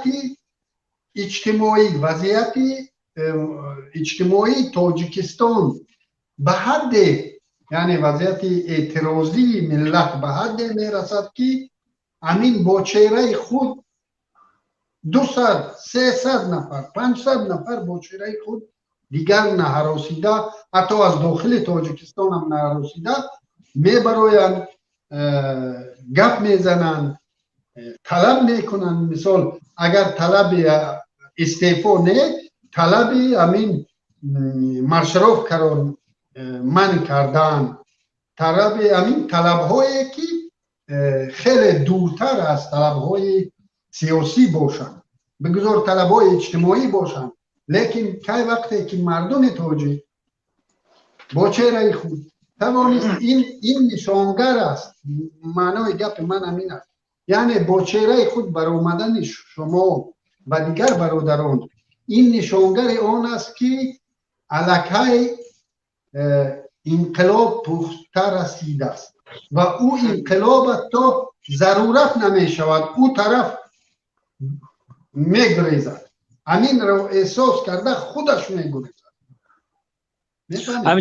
همینجا ممکنه قایق که علی شیرزمان برادر وقتی که بچه را میبخشه وقتی که ما گپ کردم آدم اومد کم تا شرایط گپ زدیم قلم سوال نفره مونده. وقتی که در همون حکومت بود مردم مبارزه چی کردن، بچه‌ها را مثال زدن، محکم کردن، کشتن.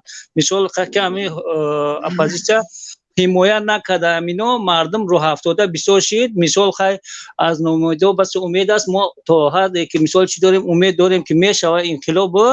نه که توش که با چهره میگن گپ زدن. مثال وقتی که یک روز انقلاب شود مردم با جمهوری داخل شدن نمیتونن. این حکومت با خاطر همین ثروت دولت شدگی که همه را نیست نابود میکنه. یگان آدم مثال چی نمیکنن، دریغ نمیدارن.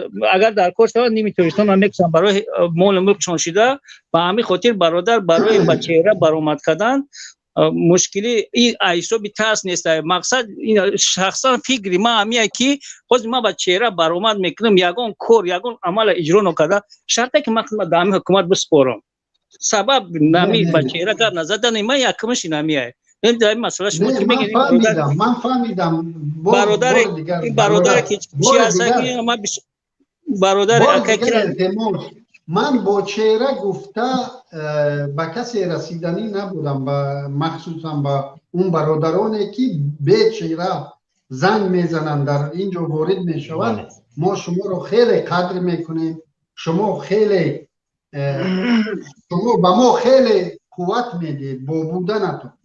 من اینا نگفتم که شما این ما از شما یا یگان نفر دیگری که اونایی که امروز با به چهره خود با ما زنگ میزنن در برنامه های ما اشتراک میکنند، علاقه کارنمایی میکنند. چون که در کنار شما گارانت نیست که کسی با یتیم افکار نکنه. در کنار شما ششتگی هیچ کس گارانت نمیتید که یکی ضبط کرده اونجا روان نکنه. شما کارنمایی دارید 100%. لیکن من نشانگری، یعنی همین چهره رو نه به شخصیت رسیدم، با چهره برآمدن رو نشانگری پخته رسیدن انقلاب میدونم. اکالی سوال من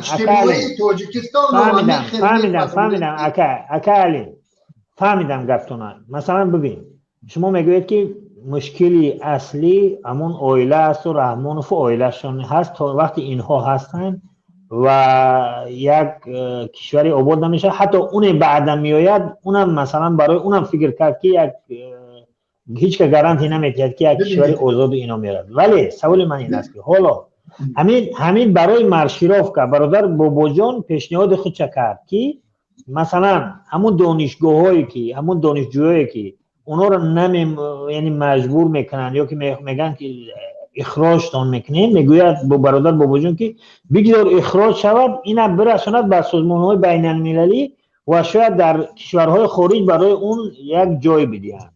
شما همچون معاون و پیمان ملی در همین مشکل مارشیروف که چی برنامه دارد؟ در مشکل مارشیروف که همین در موجود بودن همین رژیم، مشکل مارشیروف که مشکل همون یک شخص است. اگر او به مارشیروف که نرفت او را خارج میکنند، بعد از اون او را به ابلاغ میکنند، او را به ارتش میبرند و هیچ کس از برای مشکل او چی نمیکنند. این فقط از اراده و از چی بگویم عزت انسانی و چیز او وابسته است. آدمی است که نمیتواند، مثال در یگان جایی که حتی به جانش خطر است، تو نمیتواند که چیز کند، یعنی اجازت یافت که او را تحقیر کند. بسیار خوب اکالی شما آذر یک دقیقه همین فکرم تو خیرسونم. اما موضوعی که گفتم که پرابلم در همین رژیم است و در همین مردک و در اویلهش است، هیچ کس کفالت دادن نمیتواند که با از تخت شدن رحمانوف یک چیز بهتره میاد. لیکن 100% کفالت هست که با ماندن رحمانوف روز از روز بدتر میشه. همین مارشیروف که اونجا هستند چیزای دیگری میشن. امروز اجباراً در یک سال 2 بار به کودکای ما فرمه مکتبی میفروشند. فرمه رو از خطای میارن، اون رو استحصال داخلی گفته به مردم میفروشند. یک بیزنس بالای مردم کردگی است. حاضر باز همان ذخیره های نزد پرزیدنت تاجیکستان که چی هست، از اندازه آزاد کردن. او هم باز به کدام از ظاهرفا دخل دارد و ببینید کدام صاحب کار چنین بیزنس رو نمیخواد. یعنی بار رو بیارم از قزاقستان و تمام ساختار دولتی برای من او را سودا کنم. هر یکی ما میخوایم. منم میبردم کردیت میگرفتم، همین صاف به پول کردیت میگرفتم میبردم. خود حکومت از مرکز سر کرده تا نایه های دوردست رو به خوانندگان بفروشد. همون پوشاک‌های آوردگی مرا همه سوی کار میشید. بینید و این مشکل ها چنان زیادن که هر یکی اینا را نامبر کردن وقت نمیرسد. برای همین باز تکرار میکنن که با بودن بعضی ها میگوین ژرینوفسکی برای اینا میگوین که همین خورد سر شد دیگرش میاد تا او سر شود که نیست، سرشوی نیست. او برادر این بورانه که اومد، این ویروسه که اومد، اون رستم و اون آزاده و اون تخمینه که تا دیروز از در یک ماه فرض کردیم 100,000 درآمد میکردند و این روز 100 به 80 فرآمد، اونا این رو برای خود ضرر میبینند. یعنی اونا اینا نمیبینن که ما 100,000 دزدیدیم، حاضر شکرانه کنیم که 80,000 میشود دزدیدن. نه، اونا اینا برای خود بید که میفهمند. Okay, let me talk here. این خاصیت همین دزدی همینه. مثال امروز برای 50,000 دزدیدی، شب خوابت نمیبرد، میگویی که من میتوانستم 60,000. چی با او داتا دیگر؟ بسیار خوب اکا علیم. حالا چند مسائل دیگر هست که حالا در همین باره صحبت میکنیم. حالا میشنیم چهره سعیدواره. سعیدواره سلام علیکم. خواهر هستین، برادر هستین؟ به نظرم خواهر هستین. بفرمایید. السلام علیکم. علیکم السلام. اکا جان آواز من میآید؟ میآید. بله بله. من یک خواهش داشتم که خلق تاجیکستان با راست میدانید که خلق تاجیکستان ما همجم نیست، همجم شده نمیتوند، برای چی که میترسد اینو.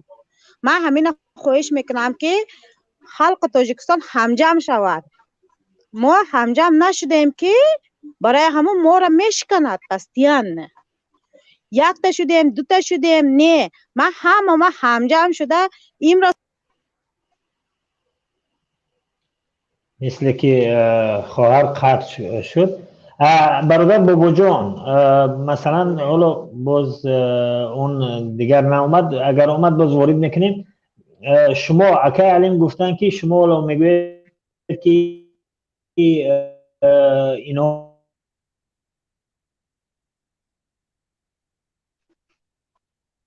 در حقوق سیگنال شد. نظر شما به همین گفته‌های اکای علیم چی است؟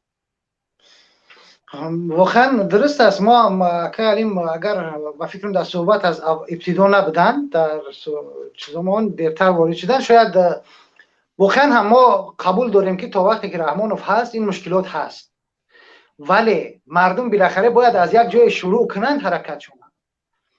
و من فکر میکنم که مردم دیگر میتونه که انا همین آغاز باشد، انا همین مارشیروفکا دانشجویان بیاین دست جمعانه اعتراض کنن، نروان با مارشیروفکا. چی میشود؟ آیا میتونن همه دانشجو را اخراج کنن؟ شاید بعضیش اخراج میکنن، ولی همه اگر از همدیگر حمایت کنن و یک طرز یاد بگیرن مردم ما حمایت کردن از همدیگر و اعتراض از حقوق خودشون طلب کردن، این به فکر من قدم اول می شود در همون شروع اعتراض ها در عموم.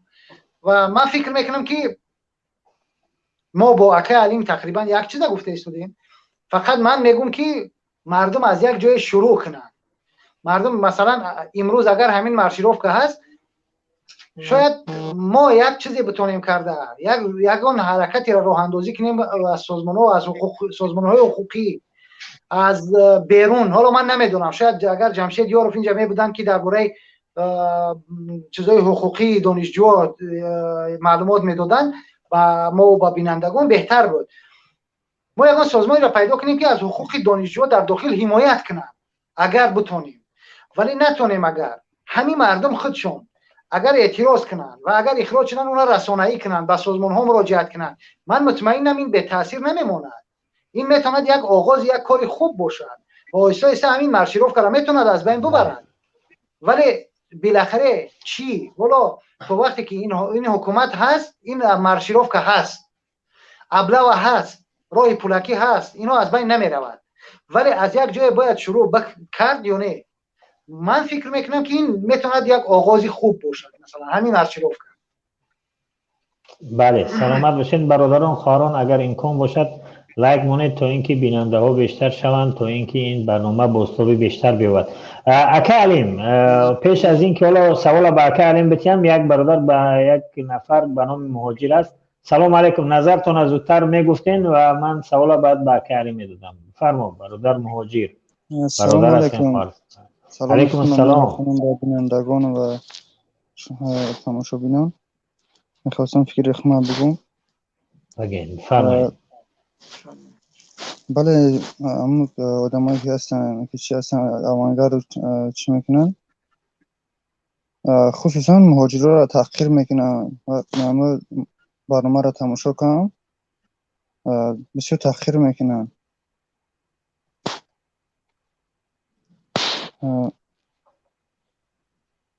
بله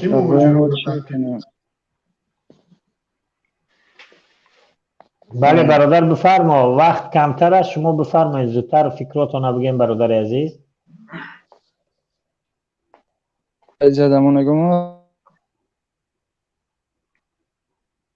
صداش قطع شد.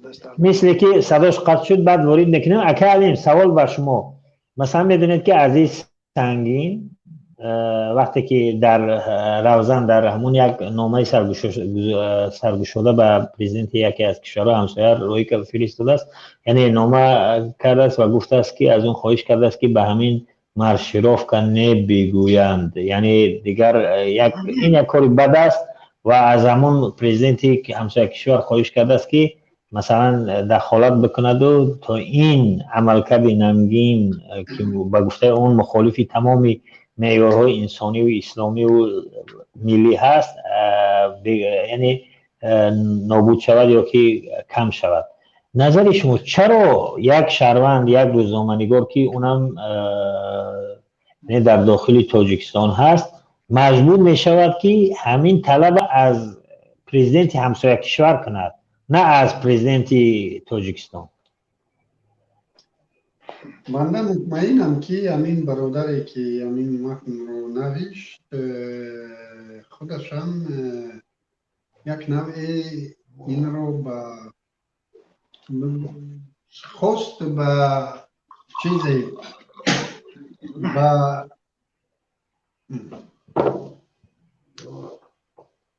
احساسی خودشناسی و ملت شناسی همین مقامداران تاثیر رسانند. اگر نه همین مکتوب همین مراجعت نامه رو خوندن من نتوانستم خوندن، چون این تحقیر است، برای من تحقیر است که من بیایم تا حد لیاقت نداشته باشم در وطن خود که بیایم اون چیزی که در اولی من رو داده ایستاده است. یعنی تصور کنید که در خانه یک همسایه زورگوتر داریم، زورتر داریم، یعنی با قوتتر داره و من فرزندام هر سحر و بیگه خور داده اونا را همین خیل شعرها خواننده که همون همسایه پگه میمون می شود که شما او را با تنتنه پیشوز گیرید که من با من او خوب باشد. یعنی و این فرزندای ما من روند او فرزندای همسایه را بگویند که خب پدرتون را گوید که من کندم این کار با پدرم. این خیلی تحقیر. من مطمئنم که همین مؤلف میفهمید که این تحقیر است، لیکن خواست با شاید همین کمی هم باشد به کسی رسد، یعنی نشان به احساسات کسی رسد و شاید همین خیلی از همین کارها دست کشد. ولی اگر چونین اگر این مؤلف جدا همین انتظار رو از پرزیدنت کشور داشته باشد که او بیاید و در آنجا بگوید که شما چی کار کرده استودید این خیلی کار نکنید، این یکم انتظار ناجور است، چون که در دیپلمات چونین غیر امکان است که او بیاید و در نزد مردم پرزیدنت او را تحقیر کند، این روی روز تحقیر میشود. لیکن واقعا خیلی نگران کننده است. در همه این مسئله ها ما باعث نگرانی است که ما هنوز هم مردم ما هنوز هم انتظار دارد از کسی، حتی نخبگان ملت بیشترشون از چندین شنیدم که مثال امید از روسیه میبندند یا امید از دیگر ابرقدرت ها که میآیند و که خب به طور جدی مردم ما چیز بررسی دارد که رحمانوف چند دفعه می رود به روسیه و رستم به نامزدی رستم پیش پوتین میموند. من امید دارم که چنین نباشد. من هواخواه همین رحمانوف و اویلاش نیستم، لیکن تا این حد تحقیر من برای ملت خود نمیخوام. بگذارم این رحمانوف خودکامه‌ترین باشد و ظالمترین باشد، لیکن یگان کس نپرسد برای همین کار کردنی باشد. بیاید و قزاق پرسد یا ازبک پرسد یا روس پرسد که من فلانی را مانم یا بیمدانی را. این تحقیر از این بیشتر است.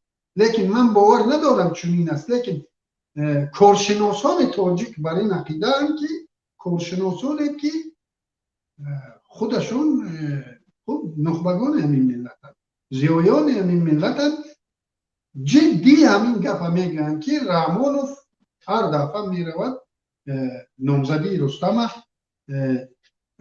پوتین تصدیق نمیکرد. من بر این باور نیستم. این دیگر همین کار به فکر من تماما همین انتظار. من برای چی گفتم؟ ملت ما انتظار از خود نداره، اعتماد به نفس نداره. هر یک قدم با دیگران میزنه و این باعث نگران. اکریم یک سوال. حالا مثلا شما درباره همین گفتید که مثلا حکومت مارشیروفکا جوانا و کودکا و اینا رو استفاده میبرد ولی در ضمن مخالفین هم بعضی صداها برآمد که مخالفین بعضی کودکا را در تظاهرات و در اعتراضات شریک میسازد. این هم درست نیست؟ بعضی چنین اعتراضات هست. خب این با زمان از همون فلش موب سخن می رود. این فلش موب خب مردم ما هنوز هم شاید به معناش نرسیده باشیم پورا، لیکن ما اینا گرفتیم از مردم غرب. مردم غرب در فلش موب ها آزادانه کودک کلان خورد همه چیز یعنی مؤثر تاثیرناک کردن همون یک حرکت مردمی که در این دولت ها حکومت ها مردمی هست و با همین حرکتشون دقت اون حکومت رو یا دقت جامعه رو به همون مسئله جلب میکنه. یعنی این خیلی نیست که اون اینجا فرض کردیم در لهستان یا در استریخ یا در آلمان همون حکومت بیاید و به خاطر همین مشکل به پدر و مادر همون کودک کند یا به خود کودک کند یا یگان خیلی دیگر. یعنی اینجا یعنی جلب کردن. یعنی شما موافق نیستید؟ شما موافق نیستید؟ نه، من نه موافقم با اونهایی که همین کار میکنن، نه موافقم با منقدانشون. هر دویشان از دو زاویه یکی، هر دویشان پرابلم های خصوصی خود را در بچه هاشون چی میکنن. یعنی اینا یکدیگر قطع پرابلم دارن، مخالفین با مخالفین پرابلم دارن و می آیند و در یک مسئله جزئی را می آبند و شما کودکا را برآوردید. یک خب دقیقا شاید یک احمقی من کردم کودکم را برآوردم، یک احمق دیگر او برآمد که همین بیرق کرد ضد من هر دوش رو محکوم میکنم، هر دوش. بسیار خوب، تشکر.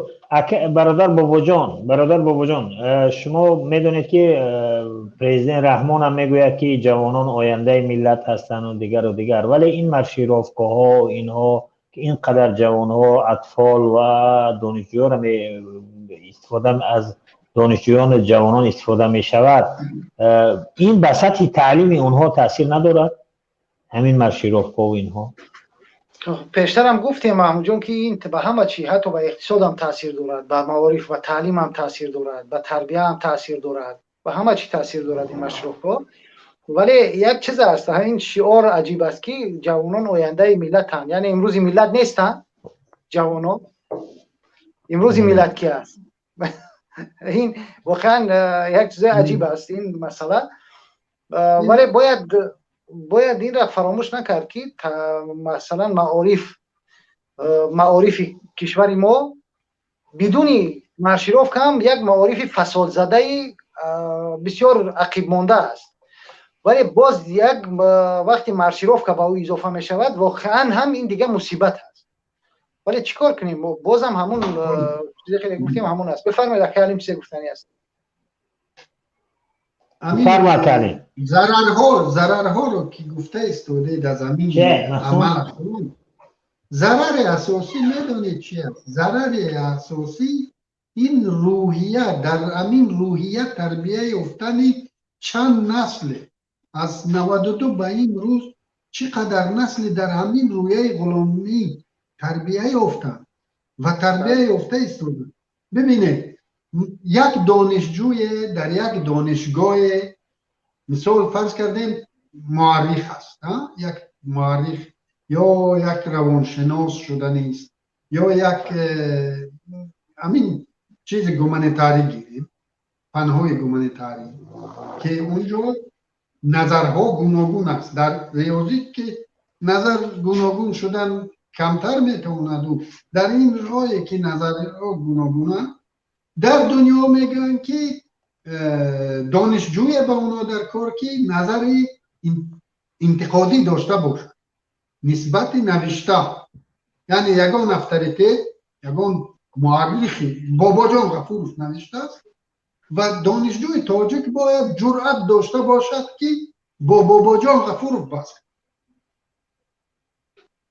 اون وقت از او یک دانشجو میشود و از دانشجو عالم پیدا میشه.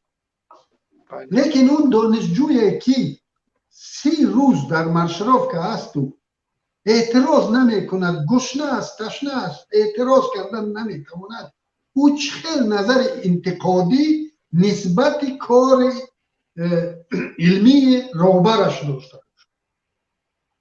یعنی نسبت همه اون کارهای علمی که دیسرنت اونا رو یافت، همون دانشجو باید همون رکتوری که امروز اثر دزد است باید مورد انتقاد قرار بده به خاطر آنکه او دانشجو است و در دنیا در ضمن یکمین دانشگاه در دنیا مسلمان ساخت، مسلمان. و محض همین نظر انتقادی در دانشگاه های مسلمانی جاری شد. یعنی ما یکی امروز حتی در یگان ساعت در مثال دیندارا نظر انتقادی نسبت استاد خود ندارن، دنیاوی ها نظر انتقادی برای اونها ممکن نیست، اونا را خواهین ملت میبرارن. یعنی خیلی با همین روحیه ما میتوانیم نسلی را تربیت کنیم که او آینده کشور را به دست او و همین در همین رویه تربیت یافته ها امروز آموزگاران در مکتب های میآموزند و در دانشگاه هم آموزگار است. نمونه‌هایی که در مشروکه ها بودن و همون آزم می‌آید و به فرزند من و شما نظر انتقادی نسبت یک عالم شناخته دنیا او باید نظر انتقادی به خود اجازت کرد، اگر نداد از او حاصل نمیشه. بسیار خوب برادر روزی، برادر از ناامیدی ها بس امید اگر چی فکری داری زودتر بگوید. 1 ساعت 45 دقیقه شد و نظری برادرها را میگیریم و اخیرون سوال به برادر بابا جان و اکا علی میدیم و بعد خلاص میدیم. بفرما برادر دیگر برادرها را قبول نکنید. فرما برادر. سلام علیکم. سوال به همه اکا بابا جان دارم. مقصد درباره همین مشروکو گپ رفته است. همون گفتم اکا علی شیرزمان ده که مقصد اینو با یگان چی باش مثال با استعفا گفتن با چی مو مثال حکومت سپردنی هم نیستن نمیروان. مقصد که یک چی شود که همین حکومت رژیم علی شود که مثال کسی که به سر حکومت اومد همین چیزا باید برای با گفتن اینا مثال باز خودمون پیشنهاد کردیم که رد کنن نروان. کسی رد کرد او همون استعفا عمومی حساب میشه، او همراه خوین ملت استاتیا میزنن. ایرا خودتون دیدیستین با اما ایرا فهمیدیستن و همین خاطر همین اکا به وجود همین سوال دارم که مقصد همین قضیه را نمیشه که درباره تیزاندن مبارزه مقصد برای تیزاندن مبارزه از اون جمله که واسه برنامه‌ها شدیستن ما مثال ایرا چی کداری نیستیم چی که احسن میگیم با برادرها که مهنت میکنن شبانه روزی نیکی از نقطه نظری که در بین آدم‌ها هستیم احتمالیت کم ایده مقصد کم نه مقصد با اون درجه که سست مقصد ده همین یک چیزی میشه که میتیزاندن باید خوبتر میشید. فرما برادر بابا جان بفرما. سلامت باشید برادر عزیز. تشکر. سلامت باشید برادر عزیز. واقعا وقتی که حاضر شما درباره تیزاندن میگید انا همین تیزاندن انا همین است که یک گروه اعتراض کند، یک گروه دانشجو به انا همین مارشیروفکا اعتراض کند. این خودش تیزاندن است. برادر عزیز یک مثال، همین وقتی که برای قیمت شدن اینترنت یک گروه از داخل مردم برآمدند و امضا جمع کردند، چی شد؟ یک مردم بیداری مردم شد، حکومت عقب نشینی کرد. برای همین بگذار امروز دانشجوها یک اعتراض کنند، امروز یک حرکتی از طرف دانشجوها با وجود بیاید و این آغاز یک کار دیگر می شود. هیچ وقت ما همه کار یک جایه یک باره کرده نمیتونیم، ولی میتوانیم آهسته آهسته امروز با مارشیروفکا اعتراض کنیم، فردا بیایم در مقابل ابله اعتراض کنیم، روز دیگه بیایم راه پولکی را اعتراض کنیم و آهسته آهسته تمام چیزها را میتونیم که مردم درک میکند که باید که اعتراض نتیجه که داد مردم بیدار میشود و بیشتر میتواند به همون چیزها پیگیری کند و دنبال به اصطلاح خیزیش و همون تغییرات عمومی در کشور باشد.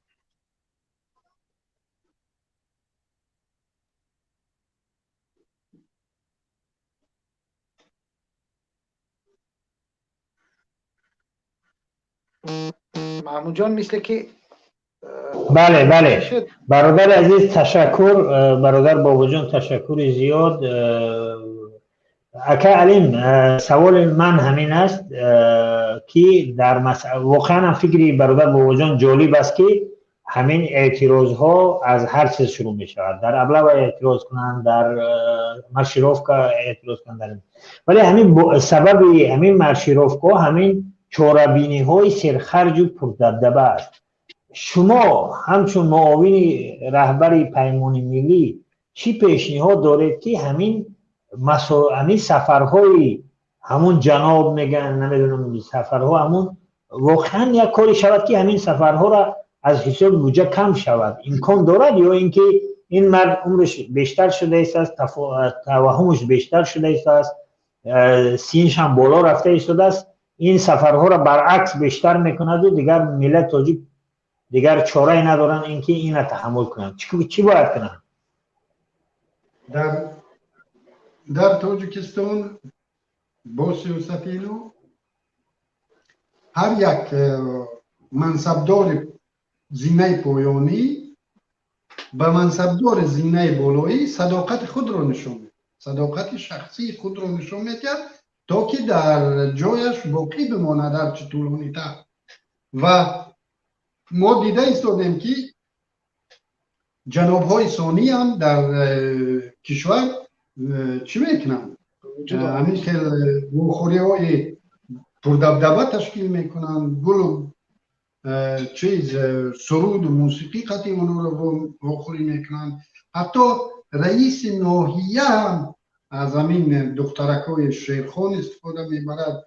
رئیس ناحیه در ناحیهش که این حساب کنید که این یک مردمی که رئیس ناحیه همون مردم او یکی از نفرانی است که از کودکی در همین ناحیه باید به او رسیده باشد، همه او را میشناسند، او همه را میشناسد. از حساب مردم ناحیه هم اموش میگیرد، امان میآید پیش مردم و او را تعظیم میکنند و او را شعر میخوانند و او را دیگر میکنند. یعنی اون چیزی که گفتم که این سیستم ساخته شده است و این روز اگر حتی رحمانوف این را منع کردنی باشد خیلی سنگین میغلطد برای او این را منع کرد. اگر حتی خواه اگر پگاه حکم کند که تمام دیگر همین کار رو نکنه خیلی مشکل است، چون که هر یک او نفری که در منصب است او نمیداند که چی کار کند که در همون منصب باقی ماند. او هر روز در فکر آن است که پگاه مرا سر میکنند و پگاه دیگر. بعد هر جلسه او در همین فکر در همین تلوسه است. به همین خاطر همون مردک هر دفعه میخواهد که شیرین شود، خود را به خواجه شیرین تر کند و هر دفعه اونها و باز دقت کنید که از سال 2010 به این سو در تاجیکستان تمام بهادهی به منصبدارهای تمام سطح ها حتی دیرکتوران مکتب ها بخشی ناحیوی و شهری و نمیدونم قشلاقی کمیته دولتی امنیت ملی میکنه. یعنی تمام حسابات با اعتماد ترین ساختار همین است و هر یک رئیس ناحیه یگان لیتنانتی که گیبه پیش یک لیتنانتی که گیبه متهم است. میدونید پیش پسترین مفتشی که گیبه که کمیته دولتی امنیت ملی او متهم است. او همیشه با نظر داشتی نگاه همین لیتنانتی کمیته دولتی امنیت ملی کار حرکت میکنه و ایجگاه او در عمرش او در خانه خودش در پیش زنش سیاست رو چه میکنه؟ سیاست رو یعنی زیرکی سیاسی رو از دست در بالینش زیرکی سیاسی رو از دست نمیدهد که چون که در بگفت مردم ما دیوار موش دارد موش گوش. سلامت باشید برادر بابا جان قیوموف اکا علیم برای مشارکت و همه برادر و خواهرایی که شرکت کردن. ما حدود 1 ساعت و 54 منوت شد. بعضی برادرای و انتظار هستن ولی متاسفانه با کمی وقت ما نمیتونیم اونها را وارد کنیم و یک چیز است که انشاءالله روز سه شنبه یک برنامه دیگر خواهد بود از وین تا دوشنبه انشاءالله اینم در مسائل همین منطقه و که مربوط به تاجیکستان هست اینم بحث بررسی خواهیم کرد و انشاءالله که شرکت و فعال باشید و همچنین انشاءالله خیلی که برادرها پیشنهاد کردن یگانه راه این است که ما از دست این اولاد از دست این خانه تا وقتی که آزاد نشویم این مشکل ها باقی خواهند موند ولی تا وقتی که هر امکان هست باید ما اعتراض خود را ملت تاجیک در مشیروفکا در ابلا و در دیگر مسائل دیگر اعتراض خودشون اظهار بدارند با هر راهی که میتوانند و این باعث می شود که اعتراض ها بیشتر شوند. خیلی که علم پیشنهاد کردن که با چهره های خود ظاهر شویم تا حد امکان اگر امکانیت باشد به همین خیلی آهسته آهسته جهان بینی و آزادخواهی ملت تاجیک بیشتر می شود و انشاءالله یک روز نه یک روز از دست این ظالم از دست این خانواده انشاءالله نجات خواهیم یافت ولی باز بعد اینم را باید فکر کرد که از این هم نجات یافتیم باز از این بدتر در نزنیم بلکه یک کشور آزاد و بهتری داشته باشیم که برای فرزندامون حداقل برای خودمون نباشد برای فرزندامون یک آینده بهتر رو مهیا کند. یک بار دیگه از یک شما بینندگان تشکر میگویم همچنین از برادر بابا جان قیوموف همکارم و اکا علیم. برادر بابا جان چی گپی داره؟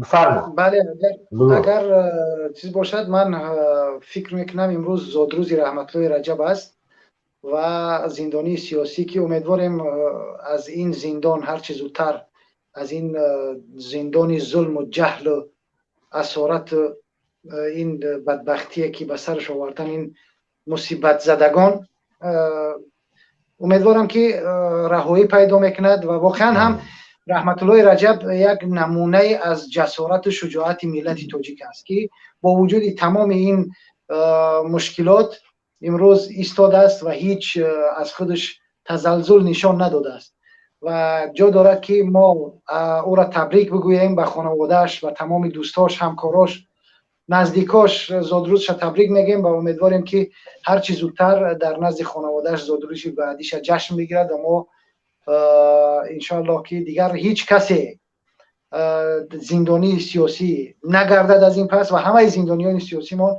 از چنگال این ظلم و جهل اسارت این طایفه خودکامه رهایی پیدا کنند. آمین یا رب العالمین. آمین یا رب العالمین. انشاءالله برادرایی که انتظار ایستادن نتوانستیم وقتشون ندادیم معذرت میخوایم. انشاءالله در برنامه‌های آینده شرکت خواهم کرد و همچنین از یک شما تشکر میگویم و تا برنامه بعدی روز جمعه آینده همین ساعت 5 و 8 به وقت تاجیکستان انشاءالله خواهیم دید و روز سه شنبه هم انشاءالله باز یک دیگه برنامه خواهیم داشت. تشکر. سلامت باشید برادرای عزیز. خدا نگهبان. خدا نگهبان.